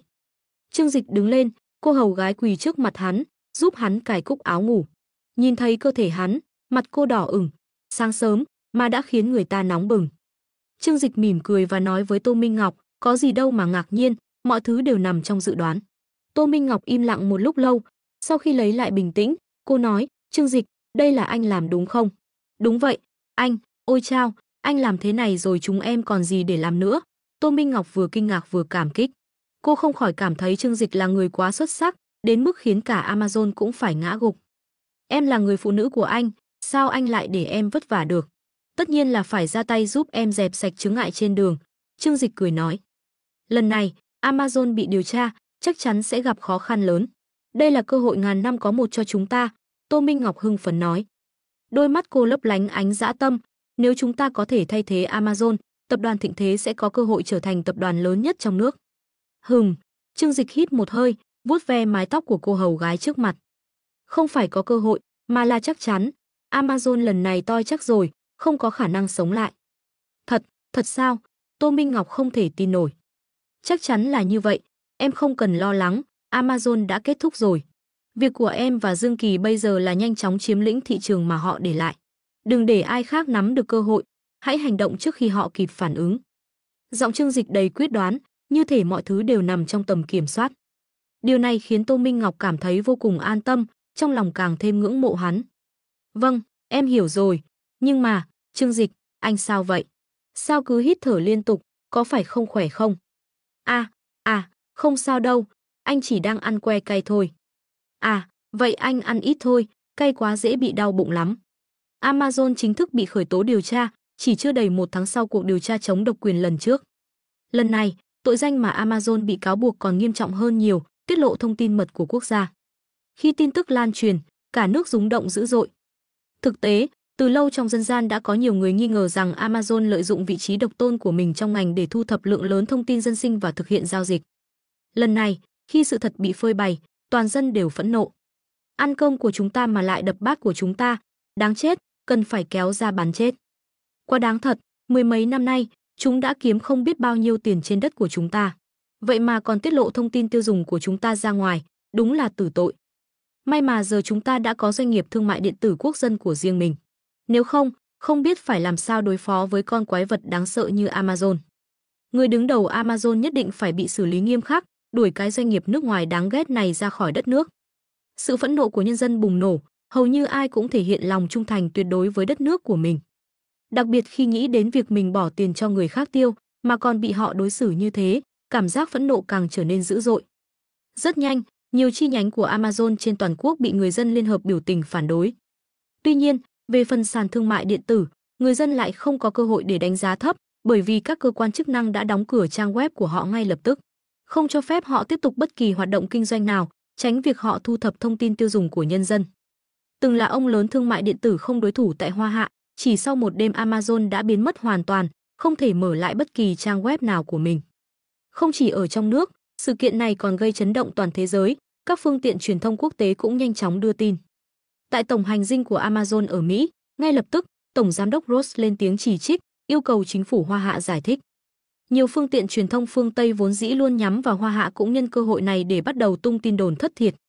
Hành động bảo hộ ngành công nghiệp nội địa của Hoa Hạ lần này thật khiến người ta cảm thấy lạnh lẽo. Sao họ có thể đối xử với một doanh nghiệp đã cung cấp dịch vụ chất lượng suốt mười mấy năm qua như vậy? Chúng tôi kêu gọi chính phủ Hoa Hạ cần đưa ra một lời giải thích hợp lý. Nếu không, sẽ ảnh hưởng đến tất cả các doanh nghiệp nước ngoài đang hoạt động tại Hoa Hạ. Những lời lẽ chỉ trích này không phải là trường hợp cá biệt, chúng tràn ngập khắp nơi. Nhưng lần này, người phát ngôn của các cơ quan chức năng không phí lời với họ, mà trực tiếp công bố các bằng chứng liên quan đến giao dịch tình báo của Amazon lên mạng. Trước những bằng chứng rõ ràng như núi, ngay cả những phương tiện truyền thông phương Tây vô sỉ nhất cũng phải im lặng. Ngay cả chính phủ Mỹ, vốn luôn cứng rắn, lần này cũng rơi vào tình trạng im lặng hiếm thấy và cố gắng phủ nhận trách nhiệm trong vụ việc này. Bởi họ hiểu rằng sự kiện lần này đã chạm đến điểm giới hạn và ảnh hưởng của nó là vô cùng lớn. Một doanh nghiệp liên quan đến quốc kế dân sinh, lợi dụng vị trí độc tôn của mình trong ngành để thu thập thông tin tiêu dùng của người dân và tiến hành giao dịch với chính phủ, đã chạm đến ranh giới đỏ. Rất nhanh, tất cả các quốc gia và khu vực có hợp tác với Amazon đều bắt đầu tiến hành điều tra an toàn quy mô lớn đối với Amazon. Chứng cứ đó, chúng lấy từ đâu ra? Tổng giám đốc Ross của Amazon hoàn toàn hoảng loạn và ngay lập tức tổ chức họp báo để phủ nhận mọi liên quan. Hiện tại, ông đã hiểu rõ, nếu tiếp tục bảo vệ chi nhánh tại Hoa Hạ sẽ chỉ khiến toàn bộ Amazon rơi vào thảm họa. Người phát ngôn của chính phủ Hoa Hạ đã đưa ra tuyên bố, chúng tôi hiện đang nắm giữ đầy đủ chứng cứ, chứng minh rằng Amazon đã tham gia vào giao dịch thông tin tiêu dùng của cư dân nước tôi. Chúng tôi sẽ tiến hành điều tra sâu hơn, làm rõ mọi sự thật liên quan đến tội ác của Amazon và sẽ xử lý công bằng, công khai. Mặc dù chưa biết khi nào kết quả xử lý sẽ được đưa ra, nhưng tất cả đều biết rằng từ hôm nay, Amazon tại Hoa Hạ đã chấm dứt. Chính phủ đã thể hiện thái độ rất rõ ràng, đó là xử lý nghiêm túc. Hơn nữa, trong mắt người dân, Amazon đã trở thành kẻ thù, dù tương lai có cho phép tiếp tục kinh doanh cũng sẽ không ai chọn mua sản phẩm của họ. Và vào thời khắc này, người hưởng lợi lớn nhất đã xuất hiện, đó chính là tập đoàn thịnh thế với Taobao, sàn thương mại điện tử quốc dân. Amazon chỉ sau một đêm đã đóng cửa trang web, nhưng nhu cầu của cả nước về thương mại điện tử lại không hề giảm bớt. Kết quả là, lượng đơn hàng khổng lồ bắt đầu đổ vào Taobao, khiến doanh số bán hàng của họ tăng gấp mười mấy lần. Lập tức, ngay bây giờ, triển khai xây dựng thị trường trên toàn quốc. Cho các nhân viên kinh doanh của chúng ta đi suốt đêm đến từng nơi để đàm phán với các thương gia. Nhân lực không đủ à? Vậy thì tuyển thêm. Amazon có rất nhiều nhân sự giàu kinh nghiệm, hãy mời họ về làm việc cho chúng ta. Họ là những nhân tài có sẵn. Dương Kỳ, tổng giám đốc của Taobao, những ngày này vừa bận rộn vừa vui mừng khôn xiết. Amazon đã trải sẵn con đường cho chúng ta, chỉ cần đi theo con đường đó mà xây dựng mạng lưới của mình thôi. Nhớ kỹ, hãy khai thác tối đa mọi cơ hội mà Amazon để lại. Đối với Taobao, đây là một dịp ăn mừng trọng đại. Tất cả công nhân của Taobao đều phấn khích đến run rẩy. Nửa năm trước, họ còn không thể ngờ rằng sẽ có một ngày như vậy. Khi thành lập chi nhánh Tao Bao, mọi người đều nghĩ đó chỉ là một bộ phận nhỏ, không biết ngày nào sẽ bị loại bỏ. Nhưng giờ đây, họ càng làm càng lớn, dần dần trở thành bộ phận lớn nhất của toàn tập đoàn, thậm chí còn có khả năng trở thành bá chủ thương mại điện tử cả nước. Toàn bộ thị trường đang run rẩy vì lần động đất này trong ngành thương mại điện tử. Không biết bao nhiêu nhà đầu tư lớn trong nước đã gọi điện cho Tô Minh Ngọc, hy vọng có thể gia nhập vào tập đoàn Thịnh Thế. Họ đưa ra giá cả cao ngất ngường, hàng chục tỷ làm đơn vị. Nhưng Tô Minh Ngọc không hề bị dao động, từng người đều bị cô từ chối một cách nhẹ nhàng. Cô luôn ghi nhớ lời Trương Dịch đã nói trước đây, dù giá có cao đến đâu, cũng không thể sánh với tầm quan trọng của cổ phần tập đoàn Thịnh Thế. Khi thấy kế hoạch đầu tư thất bại, các ông lớn trong ngành thương mại cũng không bỏ cuộc. Sau khi Amazon rút lui khỏi thị trường, một miếng bánh béo bở khổng lồ đã trở thành mục tiêu săn đuổi của họ. Vì vậy, chỉ trong một đêm, toàn bộ đất nước Hoa Hạ đã có ít nhất hơn 1.000 công ty thương mại điện tử mới ra đời. Họ muốn chen chân vào thị trường thương mại điện tử, thậm chí thay thế vị trí của Amazon. Nhưng lần này, sự chuẩn bị kỹ lưỡng của Trương Dịch trước đó đã phát huy tác dụng. Những nhà đầu tư muốn tham gia thị trường ngỡ ngàng phát hiện ra, họ đã chậm một bước. Ngay từ khi vụ việc của Amazon chưa bùng nổ, Tao Bao đã âm thầm triển khai chiến lược trên toàn quốc. Vì vậy, ngay khi Amazon sụp đổ, họ nhanh chóng chiếm lĩnh thị trường toàn quốc. Đinh, hệ thống thông báo, tài sản cá nhân của bạn đã tăng thêm 500 triệu, bạn nhận được 50 điểm kỹ năng. Đinh, chúc mừng bạn đã đạt được kỹ năng thần chi nhất tay. Đinh, chúc mừng bạn đã đạt được kỹ năng thê vân tung. Đinh, chúc mừng bạn đã đạt được kỹ năng quy tức thuật. Đinh, chúc mừng bạn đã đạt được kỹ năng cao thủ câu cá. Đinh, chúc mừng bạn đã đạt được kỹ năng cao thủ cắm hoa. Đinh, chúc mừng bạn đã đạt được kỹ năng cao thủ chói. Sự bùng nổ tài sản bất ngờ đã giúp Trương Dịch đạt được lượng điểm kỹ năng lớn. 500 triệu tài sản tăng lên chỉ là phần thưởng ban đầu cho việc chiếm lĩnh thị trường. Khi thị trường ổn định và bắt đầu mang lại lợi nhuận, giá trị tài sản trong tương lai sẽ tăng theo đơn vị hàng trăm tỷ. Sau khi hệ thống bước vào giai đoạn thứ hai, thuộc tính cơ bản của hắn không thể tăng thêm nữa vì đã đạt mức tối đa. Tuy nhiên, kỹ năng của hắn có thể tiếp tục được nâng cấp. Mỗi khi tài sản tăng thêm 1 tỷ, hắn sẽ nhận được 1 điểm kỹ năng, cứ 10 điểm kỹ năng sẽ nâng cấp được 1 kỹ năng, tối đa là 5 cấp. Trương Dịch ngồi trước cửa sổ kính lớn trong biệt thự, mở giao diện hệ thống của mình. Tên: Trương Dịch. Vận khí: 200. Vũ lực: 200. Mị lực: 200. Trí tuệ: 200. Tài sản hiện tại: 178 tỷ 10.035. Kỹ năng: Bát cực quyền cấp tông sư level 1. Kỹ thuật máy tính cấp thần level 1. Lưỡi nở hoa sen level 1. Vương giả chi uy level 1. Thư pháp tinh thông level 1. Âm nhạc tinh thông level 1. Vũ đạo tinh thông level 1. Mỹ thuật tinh thông level 1. Súng ống tinh thông level 1. Kỹ thuật lái xe tinh thông level 1. Mỹ trang tinh thông level 1. Y thuật tinh thông level 1. Phẩm rượu đại sư level 1. Thôi miên đại sư level 1. Thuần dương tâm kinh level 1. Vô ảnh chân cấp tông sư level 1. Kim cương bất hoại thần công cấp tông sư level 1. Trà nghệ tinh thông level 1. Phiên hoa thằng tinh thông level 1. Dương cầm tinh thông level 1. Phi đao tinh thông level 1. Thuật cưỡi ngựa tinh thông level 1. Liêu muội kỹ thuật cấp tông sư level 1. Trinh thám tinh thông level 1. Bóng rổ tinh thông level 1. Thần chi nhất tay level 1. Quy tức thuật level 1. Thê vân tung level 1. Cắm hoa cao nhân level 1. Câu cá cao nhân level 1. Chói cao nhân level 1. Đạo cụ hệ thống, siêu trí tuệ nguyệt thần. Thần chi nhất tay, cao thủ chói. Trương Dịch nhìn vào phần mô tả của hai kỹ năng mới này, trầm ngâm suy nghĩ. Thần chi nhất tay, còn gọi là đằng hán tay, chỉ cần dùng 2 ngón tay có thể tạo nên những điều kỳ diệu. Cao thủ chói, kỹ thuật buộc chặt hoàn hảo, khám phá đỉnh cao của khoái cảm giữa đau đớn và vui thích. Nhìn 2 ngón tay của mình, khóe miệng Trương Dịch nở một nụ cười bí hiểm. Nặc nặc, y, hai em lại đây một chút. À, tiện thể mang sợi dây trắng trong phòng ái nha ra đây. Qua hệ thống liên lạc trên bàn, Trương Dịch ra lệnh. Vâng, thưa chủ nhân. Không lâu sau, 2 cô hầu gái nghe lệnh bước vào, trên tay cầm một sợi dây trắng chuyên nghiệp. 10 phút sau, 2 cô gái nằm thẹn thùng trên ghế sofa, một người đôi chân run rẩy, người kia bị trói chặt trong tư thế chuyên nghiệp. Trương Dịch nằm trên ghế sofa, thưởng thức kiệt tác của mình, hài lòng gật đầu. 2 kỹ năng này quả thực đáng giá, xem ra sau này đối mặt với hậu cung của mình, ta đã có thêm một vũ khí lợi hại. Ngay lúc đó, trong đầu Trương Dịch đột nhiên vang lên tiếng nói của Nguyệt Thần. Chủ nhân, tài sản của ngài đã đạt yêu cầu. Bây giờ có thể bắt đầu xây dựng cơ sở thí nghiệm, ngài có muốn bắt đầu ngay không? Nghe vậy, Trương Dịch gật đầu, trả lời trong tâm trí, bắt đầu đi. Cần gì thì dùng tiền trong tài khoản ngân hàng của tôi mà mua sắm. Ngoài ra, hãy sử dụng quỹ của tập đoàn. Cả tập đoàn Thịnh Thế đều là tài sản cá nhân của Trương Dịch, nên việc dùng quỹ tập đoàn hay tiền cá nhân cũng không khác biệt nhiều. Tuy nhiên, việc xây dựng một cơ sở thí nghiệm lớn cần rất nhiều thiết bị chuyên nghiệp, chỉ có thể mua qua con đường chính thức của công ty, chứ tư nhân rất khó thực hiện. Vâng, thưa chủ nhân. Nguyệt Thần đã tiếp quản toàn bộ tài khoản ngân hàng và quyền truy cập Internet của Trương Dịch, nên chỉ cần hắn ra lệnh, cô có thể thông qua danh nghĩa của Trương Dịch và tập đoàn Thịnh Thế để thực hiện các giao dịch lớn. Dù vậy, Trương Dịch biết rằng việc xây dựng một cơ sở thí nghiệm lớn và phát triển các kỹ thuật chữa bệnh tiên tiến không thể hoàn thành trong một sớm một chiều. Vì thế, hắn không vội vàng, chỉ cần để Nguyệt Thần từ từ sắp xếp mọi thứ là được. Dù sao thời đại công nghệ hiện nay cần sự phát triển bền vững. Nhưng một khi cơ sở khoa học hoàn thiện, sự phát triển trong căn cứ sẽ nhanh chóng bùng nổ. Không lâu sau, Taobao đã trở thành sàn thương mại điện tử lớn nhất cả nước. Ngày hôm đó, Dương Kỳ và Tô Minh Ngọc lại đến trang viên của Trương Dịch để báo cáo về sự tăng trưởng mạnh mẽ của thị trường trong thời gian qua. Tổng giám đốc Trương, hiện tại quy mô của chúng ta đã ngang ngửa với Amazon trước đây. Các nhà cung cấp hàng hóa đều chủ động ký kết hợp đồng với chúng ta và hơn 95% người tiêu dùng đã đăng ký tài khoản trên ứng dụng của chúng ta. Dương Kỳ, hiện đang là tổng giám đốc của Taobao, mỗi ngày đều tràn đầy nhiệt huyết, dù ông đã ngoài 40. Đối với một người đàn ông, việc tạo dựng sự nghiệp ở tuổi trung niên và còn thành công đến mức này là một điều vô cùng tự hào. Dương Kỳ, với vai trò tổng giám đốc, danh tiếng của ông thậm chí còn lớn hơn cả Trương Dịch, người đứng sau điều khiển mọi thứ. Ông đã có tất cả, danh tiếng và lợi ích, là niềm tự hào của nhiều người.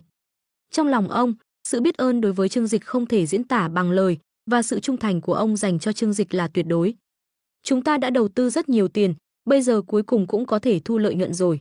Dương Kỳ phấn khích đến mức cầm không vững tách trà, ánh mắt lấp lánh hy vọng vào tương lai.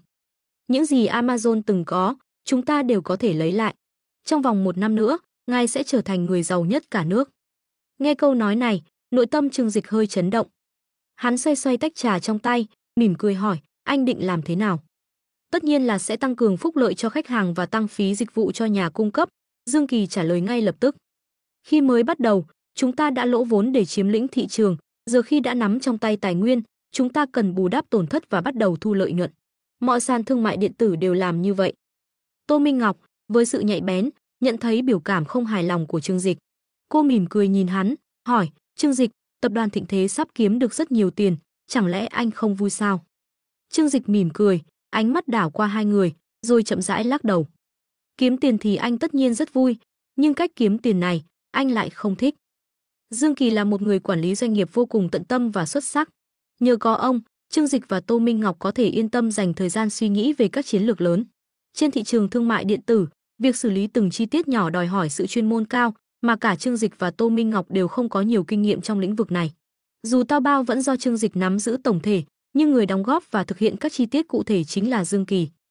Giờ đây, khi Taobao đã trở thành sàn thương mại điện tử lớn nhất cả nước, Dương Kỳ hy vọng có thể tiếp tục mở rộng doanh nghiệp, và Trương Dịch hoàn toàn hiểu điều đó. Nhưng, còn sau đó thì sao? Trước ánh mắt khó hiểu của Dương Kỳ, Trương Dịch mỉm cười và bắt đầu chia sẻ suy nghĩ của mình. Lý do ban đầu tôi chọn làm thương mại điện tử, đúng là để kiếm tiền, nhưng kiếm tiền không phải là tất cả. Trên gương mặt Dương Kỳ hiện lên vẻ suy tư, ông tiếp tục lắng nghe. Trên thế giới này, những doanh nghiệp kiếm tiền nhiều nhất đều liên quan chặt chẽ đến đời sống người dân, gắn bó với cuộc sống hàng ngày của họ. Chỉ khi đó, chúng ta mới có thể phát triển lớn mạnh. Nhưng điều đó không có nghĩa là chúng ta nên một mặt chỉ biết hút máu, tìm mọi cách để móc túi dân chúng. Khi một người kiếm được một khoản tiền nhỏ mỗi ngày, hắn ta sẽ cảm thấy vui vẻ, vì những nhu cầu cơ bản trong cuộc sống đều được đáp ứng. Khi hắn ta kiếm được nhiều tiền hơn, hắn ta sẽ hạnh phúc, vì tài chính của hắn ta có thể đáp ứng hầu hết mọi thứ hắn ta mong muốn. Nhưng khi một người bắt đầu kiếm được hàng trăm triệu mỗi ngày, hắn ta sẽ bắt đầu lo lắng, vì số tiền quá lớn không còn chỉ thuộc về hắn ta nữa. Hắn ta cần suy nghĩ về cách sử dụng số tiền đó để đóng góp cho xã hội. Lời nói của Trương Dịch khiến Tô Minh Ngọc và Dương Kỳ không khỏi suy ngẫm, cả hai nghiêm túc ngồi thẳng lưng. Những lời đầy triết lý ấy không chỉ khiến họ kính trọng Trương Dịch mà còn khiến họ nhìn lại những gì mình đã làm trong suốt thời gian qua. Tiền nhiều đến mấy cũng chẳng dùng hết cả đời. Vì vậy, tôi muốn làm những việc có ý nghĩa hơn, đó là mang lại phúc lợi cho toàn dân. Trương Dịch rót thêm trà cho mình, mỉm cười tiếp tục. Chỉ có cách làm này, chúng ta mới có thể xây dựng một mối quan hệ bền vững với người dân, làm cho tập đoàn Thịnh Thế trở thành một doanh nghiệp thịnh vượng và không bao giờ suy tàn. Trương Dịch không phải là một nhà tư bản thuần túy. Hắn xuất thân từ một hoàn cảnh khó khăn, và dù hiện tại hắn đang tận hưởng cuộc sống xa hoa, hắn vẫn giữ cho mình một lương tâm trong sáng. Đã từng trải qua những khó khăn của tầng lớp bình dân và cũng đã chứng kiến sự tham lam của các nhà tư bản trong xã hội thượng lưu, Trương Dịch nhận ra rằng hắn nên hành động theo đúng trái tim mình. Nghe Trương Dịch nói, Dương Kỳ cảm động đến đỏ cả mắt. Giọng nói của ông run lên vì xúc động khi đối diện với Trương Dịch. Tổng giám đốc Trương, tôi thực sự vô cùng ngưỡng mộ anh. Là một doanh nhân, khi có thể đạt được lợi ích lớn như vậy, nhưng lại sẵn sàng từ bỏ để cống hiến cho cộng đồng, đó là tinh thần phụng hiến vĩ đại. Hiện tại, Trương Dịch đang nắm giữ thị trường thương mại điện tử cả nước. Chỉ cần hắn muốn, hắn có thể dễ dàng áp đặt các điều khoản lên nhà cung cấp và khách hàng. Giống như Amazon trước đây, hắn có thể lợi dụng vị thế độc quyền của mình để kiếm lợi khổng lồ. Nhưng hắn đã không chọn làm điều đó, hắn vẫn giữ nguyên sơ tâm, tiếp tục kiên định với mục tiêu vì nước vì dân. Trương Dịch vẫy tay, mỉm cười. Đừng tôn vinh tôi quá, tôi cũng chỉ là một người bình thường thôi. Khi nghèo chỉ lo cho mình, khi giàu thì giúp đỡ thiên hạ. Ai mà không thích một chút danh tiếng tốt đẹp, phải không? Hắn đã tận hưởng được niềm vui của sự giàu có, nhưng hắn không trở thành nô lệ của tiền bạc, mà vẫn kiểm soát được tài sản của mình. Làm cho mỗi đồng tiền trở nên ý nghĩa hơn, đó chính là cách khiến việc kiếm tiền trở nên thú vị. Con đường trở thành người giàu nhất thế giới của hắn cũng vì thế mà trở nên hấp dẫn hơn. Tất nhiên, có một điều Trương Dịch không nói với Dương Kỳ. Thương mại điện tử chỉ là bước đầu tiên trên con đường thành công của hắn. Để trở thành người giàu nhất thế giới, hắn còn có một vũ khí mạnh mẽ hơn, siêu trí tuệ nhân tạo Nguyệt Thần. Với thương mại điện tử, sứ mệnh của tập đoàn Thịnh Thế đến đây là đã hoàn thành. Rất tốt, nếu anh hiểu được ý tôi, thì không còn gì tốt hơn. Sắp tới, tôi sẽ thay mặt tập đoàn ra thông báo cho nhà cung cấp và khách hàng, để họ yên tâm. Chúng ta không phải là một Amazon khác, mà là một doanh nghiệp thương mại điện tử của chính đất nước này. Trương Dịch mỉm cười nói. Dương Kỳ gật đầu, tôi hiểu rồi. Tổng giám đốc Trương, tôi sẽ thực hiện mọi kế hoạch của anh một cách nghiêm túc. Sau khi cuộc nói chuyện kết thúc, lòng sùng bái của Dương Kỳ đối với Trương Dịch đã đạt đến đỉnh điểm.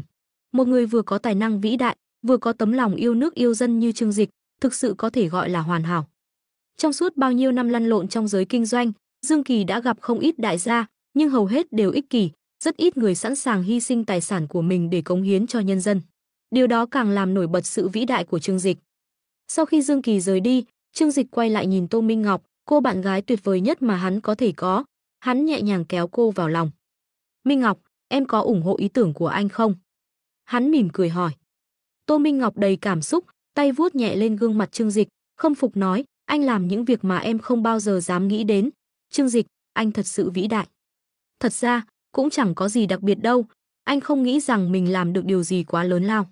Trương Dịch trả lời một cách bình thản, nhưng đó không phải là lời nói sáo rỗng.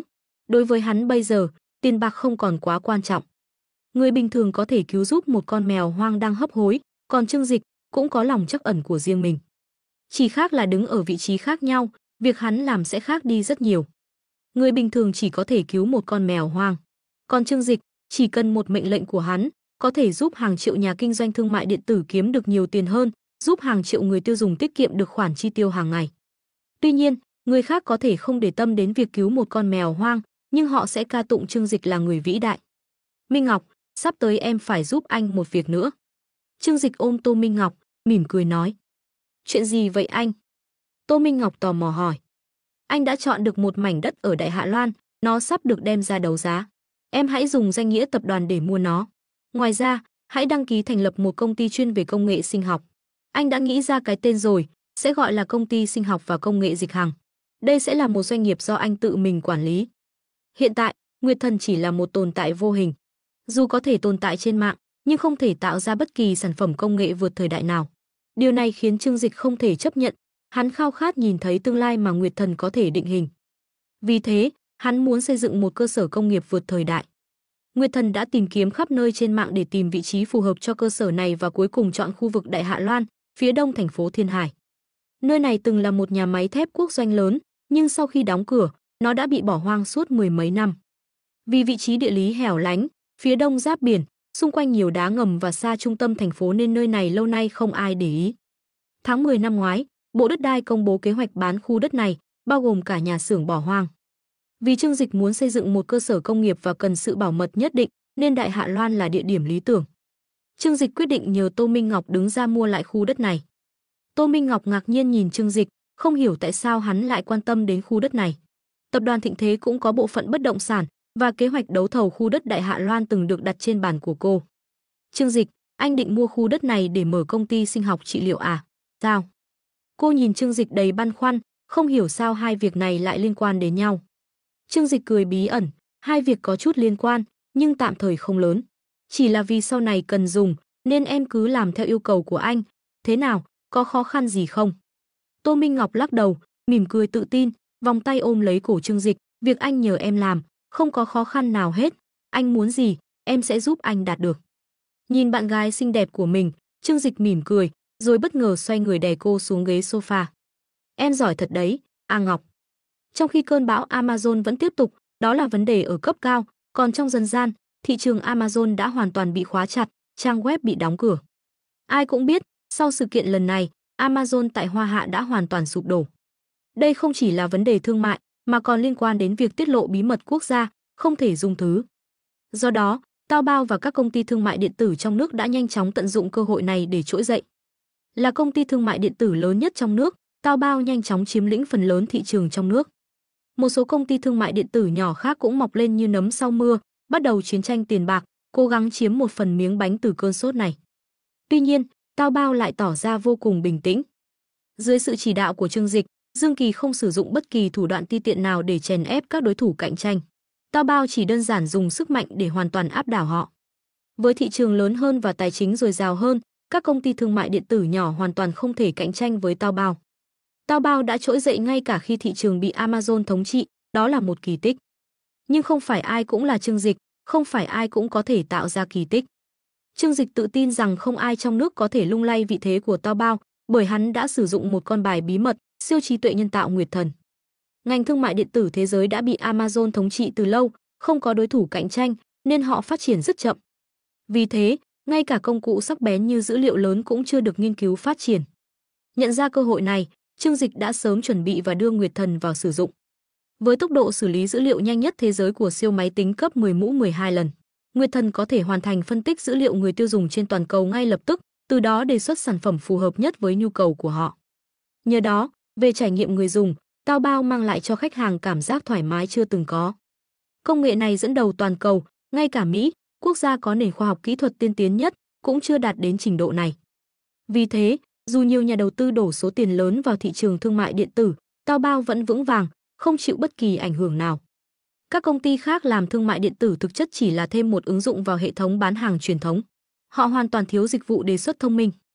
Đừng xem thường điểm này, chính sự tiện lợi này sẽ khiến người tiêu dùng ngày càng khắt khe hơn và họ sẽ chọn mua sắm tại Taobao mà không chút do dự.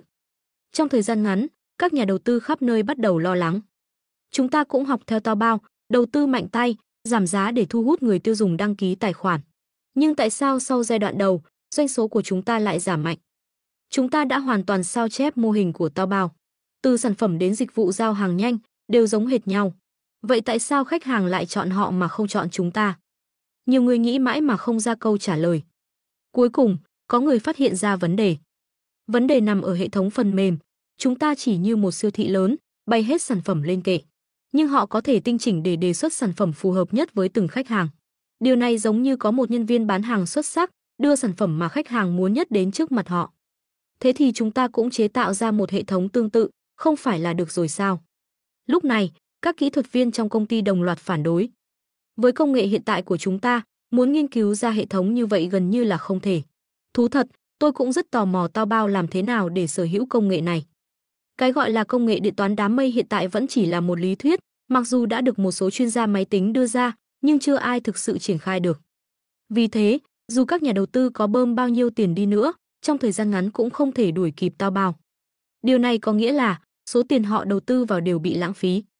Tuy nhiên, vào thời điểm này, các đối thủ cạnh tranh đỏ mắt trước lợi nhuận khổng lồ của Taobao bắt đầu sử dụng chiến thuật mà Taobao từng áp dụng với Amazon, mở chiến dịch tấn công dư luận trên mạng. Họ tấn công từ góc độ độc quyền, vẽ ra bức tranh về một mối đe dọa mới. Người diệt rồng giờ đã trở thành rồng ác, Amazon tuy đã sụp đổ, nhưng Taobao lại trở thành kẻ thống trị thị trường thương mại điện tử. Nắm giữ công nghệ độc quyền, liệu Taobao là phúc hay họa cho quốc gia? Nếu để Taobao độc quyền, e rằng sẽ là đòn chí mạng cho các nhà cung cấp và người tiêu dùng. Sau khi Amazon, con ác long khổng lồ của ngành thương mại điện tử, gục ngã, nhiều người đã vung dao mổ, điên cuồng xẻ thịt từ cơ thể khổng lồ đó. Và chính người hạ gục con rồng Tao Bao cũng trở thành kẻ được lợi nhiều nhất. Nhưng các nhà tư bản khác lại không bỏ qua cơ hội, họ nhanh chóng nhắm đến Tao Bao. Dù Tao Bao đã chiếm lĩnh một phần lớn thị trường, nhưng trong thời gian ngắn vẫn chưa thể tiêu hóa hết toàn bộ. Vì thế, họ đã lên kế hoạch cướp lấy thị phần điện tử nội địa ngay khi Tao Bao còn chưa hoàn toàn ổn định. Những thế lực tài chính phía sau họ đều không kém cạnh gì so với tập đoàn Thịnh Thế. Tuy nhiên, ít ai ngờ rằng, giữa cuộc chiến này, Tao Bao vẫn vững vàng như Thái Sơn, không hề dao động. Dù thế giới bên ngoài có loạn lạc ra sao, Tao Bao vẫn ngồi vững trên vị trí dẫn đầu của thị trường thương mại điện tử trong nước, nắm giữ hơn 95% thị phần. Nguyên nhân giúp Tao Bao trụ vững không chỉ vì sự phân bố thị trường nội địa từ trước, mà còn nhờ hệ thống thương mại điện tử mạnh mẽ và hệ thống đám mây cực kỳ tiên tiến. Cần biết rằng, không phải ai cũng có khả năng tạo ra một ứng dụng có thể phục vụ gần 1 tỷ người dùng cùng lúc, và càng không phải ai cũng có thể xây dựng một hệ thống đám mây đủ mạnh để xử lý và lưu trữ dữ liệu của gần 1 tỷ người tiêu dùng. Những điều này, Tao Bao đã làm được. Điều này khiến cho các nhà tư bản lớn khác vô cùng bực bội. Thấy kỹ thuật của mình không thể cạnh tranh với Tao Bao, họ bắt đầu nghĩ đến những mưu kế đen tối hơn, bằng cách lợi dụng dư luận để bôi nhọ Tao Bao. Họ biết rằng một khi Tao Bao mất đi sự ủng hộ của người dân, doanh nghiệp này sẽ phải chịu thiệt hại lớn, tạo cơ hội cho họ tận dụng. Đây là chiến thuật mà Tao Bao từng sử dụng để đối phó với Amazon trước đây. Kết quả là, trên mạng bắt đầu xuất hiện nhiều đội quân thả tin đồn bôi nhọ Tao Bao, biến họ thành kẻ xấu xa. Họ cáo buộc Tao Bao tiếp quản vị trí của Amazon và lại trở thành kẻ độc quyền trong thị trường thương mại điện tử. Tao Bao độc quyền sẽ gây thiệt hại lớn cho thị trường. Trừ khi họ mở công nghệ của mình ra, cho phép các công ty khác cạnh tranh công bằng, thì mới duy trì được sự cân bằng trong thị trường. Độc quyền cuối cùng chỉ làm hại nhà cung ứng và người tiêu dùng, biến họ thành nạn nhân của các nhà tư bản tham lam. Chúng ta cần đứng lên chống lại điều này, kiến nghị mạnh mẽ rằng Tao Bao nên mở công nghệ của mình, cho phép chúng ta mua quyền sử dụng với mức phí hợp lý. Những lời kêu gọi này từ các doanh nghiệp thương mại điện tử nhanh chóng thu hút sự chú ý của người dân. Lúc này, sau khi bị dư luận tác động, nhiều người tiêu dùng bắt đầu nảy sinh nghi ngờ. Nghe cũng có lý đấy, nếu Tao Bao thực sự độc quyền, họ sẽ bắt đầu thu lại những lợi ích trước đây họ đã mang đến. Cuối cùng, người thiệt thòi vẫn là chúng ta thôi. Hồi trước Amazon cũng thường xuyên lừa chúng ta, bán hàng đắt đỏ, giao hàng chậm chạp, còn có rất nhiều điều khoản vô lý. May mà Tao Bao xuất hiện, buộc họ phải thay đổi. Nhưng giờ Amazon không còn, Tao Bao lại tiếp quản vị trí của họ. Ai có thể đảm bảo Tao Bao sẽ không làm điều tương tự? Nhà tư bản đều là những kẻ máu lạnh, chỉ biết tiền mà không quan tâm đến con người. Họ chắc chắn sẽ tìm cách rút tiền từ chúng ta thôi. Nghe nói họ có thể độc quyền nhờ vào hệ thống kỹ thuật đặc biệt lợi hại. Nhưng ông chủ của Tao Bao thì thật danh mãnh, không hề xin cấp bản quyền cho công nghệ đó, muốn mua cũng không mua được. Khi làn sóng dư luận ngày càng mạnh mẽ, các đối thủ trong ngành thương mại điện tử đã liên kết lại để tấn công Tao Bao. Nhưng thật đáng tiếc, họ quên mất rằng Trương Dịch chính là bậc thầy trong việc đối phó với dư luận. Trước đây, khi đối phó với Amazon, Trương Dịch còn mạnh hơn cả những kẻ đang đứng sau các chiêu trò này gấp trăm lần. Chẳng bao lâu sau, tập đoàn Thịnh Thế đã nhanh chóng đưa ra một thông báo, và lần này được chính Tổng Giám đốc thần bí Trương Dịch công bố. Thông báo có nội dung như sau. Tổng Giám đốc Tập đoàn Thịnh Thế, Trương Dịch, muốn thông báo đến toàn thể nhà cung ứng và người dùng của ứng dụng Tao Bao. Nhờ sự nỗ lực không ngừng của toàn thể nhân viên, cùng với sự ủng hộ mạnh mẽ từ các nhà cung ứng và người tiêu dùng, Tao Bao đã chiếm lĩnh hơn 95% thị trường thương mại điện tử trong nước. Chúng tôi biết rằng nhiều người lo ngại rằng Tao Bao sẽ trở thành một Amazon thứ hai, lợi dụng vị thế độc quyền để bóc lột. Nhưng tôi xin trịnh trọng cam kết với mọi người rằng Tao Bao sẽ không bao giờ trở thành một Amazon thứ hai. Mục tiêu của chúng tôi luôn là phục vụ nhân dân. Vì vậy, tôi đại diện cho Tập đoàn Thịnh Thế quyết định rằng trong vòng 5 năm tới, các tiêu chuẩn phí dịch vụ cho nhà cung ứng của Tao Bao sẽ không thay đổi. Sau 5 năm, mức tăng phí dịch vụ sẽ được quyết định dựa trên giá thị trường và chắc chắn sẽ không vượt quá mức trung bình của ngành. Giá bán của tất cả các sản phẩm trên nền tảng sẽ không bao giờ cao hơn giá thị trường. Tao Bao sẽ luôn lấy con người làm trung tâm và tiếp tục phục vụ nhân dân với tinh thần này. Chúng tôi mời toàn xã hội giám sát, nếu phát hiện Tao Bao vi phạm bất kỳ cam kết nào ở trên, chúng tôi hoan nghênh sự góp ý từ mọi người. Cuối cùng, Trương Dịch chủ động tác Hiệp hội Bảo vệ người tiêu dùng cùng nhiều chuyên gia nổi tiếng để chứng tỏ sự nghiêm túc của mình. Một thông báo ngắn gọn, chỉ vài trăm từ, không hề mang tính chất quảng cáo. Nhưng thông báo này đã khiến tất cả mọi người phải dậy sóng. Đặc biệt là những nhà cung ứng đang hợp tác với Tao Bao. Khi Tao Bao mới ra đời, họ đã hưởng lợi rất lớn. Nhưng bây giờ, khi Tao Bao đã trở thành một thế lực độc quyền, họ lo lắng rằng phí dịch vụ sẽ bị tăng lên rất nhiều. Nhưng lời hứa của Trương Dịch đã đảm bảo cho họ rằng trong vòng 5 năm tới, họ vẫn có thể vận hành với mức giá vô cùng công bằng. người tiêu dùng cũng có phản ứng tương tự. Thực ra, điều này ảnh hưởng đến họ một cách gián tiếp. Giá cả trên sàn thương mại điện tử luôn cần phải cạnh tranh hơn so với các cửa hàng truyền thống, nếu không ai sẽ mua sắm trực tuyến. Chương dịch đã mang đến cho nhà cung ứng những ưu đãi lớn, và điều đó có nghĩa là người tiêu dùng cũng sẽ nhận được nhiều ưu đãi hơn. Trong khoảnh khắc đó, họ nhận ra rằng mình cũng là những người được lợi. Dù vẫn còn một số người nghi ngờ rằng Chương Dịch chỉ đang cố làm vừa lòng dư luận, nhưng khi hắn tác cả Hiệp hội Bảo vệ người tiêu dùng và nhiều chuyên gia nổi tiếng, không ai có thể phủ nhận rằng hắn thực sự nghiêm túc. Ai mà dám đùa giỡn với những tổ chức và cá nhân này? Ngay lập tức, những tin đồn tiêu cực trên mạng nhanh chóng bị dập tắt. Còn gì thuyết phục hơn sự cam kết chắc chắn bằng vàng trắng?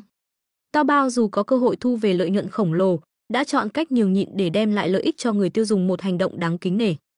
Các nhà tư bản khác, những người đang nhăm nhe tiến vào lĩnh vực thương mại điện tử, đều choáng váng. Cái gì? Chương Dịch bị điên à? Hắn ta chỉ cần tăng một chút phí dịch vụ lên 0,1% là có thể kiếm thêm hàng chục tỷ. Tại sao lại từ chối tiền như thế? Tuy nhiên, một số lão làng trong ngành kinh doanh sau khi đọc thông báo lại cảm khái cười lớn. Chương Dịch đúng là một nhân vật đặc biệt. Làm như vậy, dù trong ngắn hạn có kiếm ít tiền hơn, nhưng lại ép các nhà tư bản khác không thể tham gia cạnh tranh. Đồng thời, hắn ta còn xây dựng được danh tiếng của một nhà tư bản có lương tâm, đúng là nhìn xa trông rộng, thật thông minh. Vụ đấu thầu đất ở Đại Hạ Loan đã nhanh chóng được giải quyết. Khu đất này khá hẻo lánh, lại không phải là đất phát triển, nên giá cả khá rẻ, chỉ gần 500 triệu đã mua được. Tuy nhiên, Tô Minh Ngọc đã nhắc Chương Dịch về một sự việc. Khi chúng ta đấu thầu đã xảy ra một số mâu thuẫn với người của Lục Quế Viên. Họ dường như cũng rất quan tâm đến khu đất này. Nhưng vì chúng ta ra giá cao hơn, họ đành phải từ bỏ. Lục Quế Viên. Nghe đến cái tên này, Chương Dịch không khỏi suy nghĩ một chút. Lục Quế Viên là một trong những tập đoàn bất động sản lớn nhất trong nước, giá trị lên tới hàng ngàn tỷ. Nếu so về giá trị tài sản, thì tập đoàn Thịnh Thế của Chương Dịch chỉ ngang bằng với Lục Quế Viên cách đây 5 năm. Ngay cả bất động sản Thịnh Thế cũng chỉ là một công ty nhỏ bé so với họ. Sao họ lại muốn mua một khu đất hoang như thế? Chương Dịch nghĩ mãi mà không ra lý do. Tô Minh Ngọc lắc đầu, em cũng không rõ lắm. Nhưng lúc đó khu đất này vốn chỉ cần khoảng 300 triệu là có thể mua được, nếu không phải vì họ đấu thầu, chúng ta cũng không phải bỏ ra gần gấp đôi số tiền. Chương Dịch cười xòa, không sao cả, số tiền đó tiêu vẫn rất đáng. Khi căn cứ của Nguyệt Thần được hoàn thành, số tiền lời mà nó mang lại sẽ không thể đong đếm được. Dù hiện tại phải đầu tư nhiều hơn cũng rất đáng giá. Tuy nhiên, Tô Minh Ngọc hơi nhíu mày, có một chuyện em muốn anh biết. Chủ tịch của Lục Quế Viên, Đỗ Vũ Lâm, là một người rất nhỏ nhen. Lần này chúng ta giành được khu đất đó, có thể sẽ gặp rắc rối. Nghe đến đây, Chương Dịch có chút ngạc nhiên. Một khu đất 500 triệu mà cũng khiến Lục Quế Viên bận tâm sao? Em chỉ muốn nhắc nhở anh thôi, dù sao Đỗ Vũ Lâm cũng được mệnh danh là cá sấu lớn trong ngành, ai dám đắc tội với ông ta đều sẽ bị cắn không tha. Anh hiểu rồi, dù sao bất động sản cũng chỉ là nghề phụ của chúng ta, không có quá nhiều xung đột lợi ích với họ. Chương Dịch vẫy tay, không đặt nặng chuyện này trong lòng. Hiện tại, tâm trí hắn chỉ tập trung vào một việc duy nhất, đó là nhanh chóng xây dựng căn cứ của Nguyệt Thần. Chỉ cần tưởng tượng đến cảnh mình sẽ được chứng kiến công nghệ tương lai, hắn đã cảm thấy hưng phấn, máu nóng sôi trào.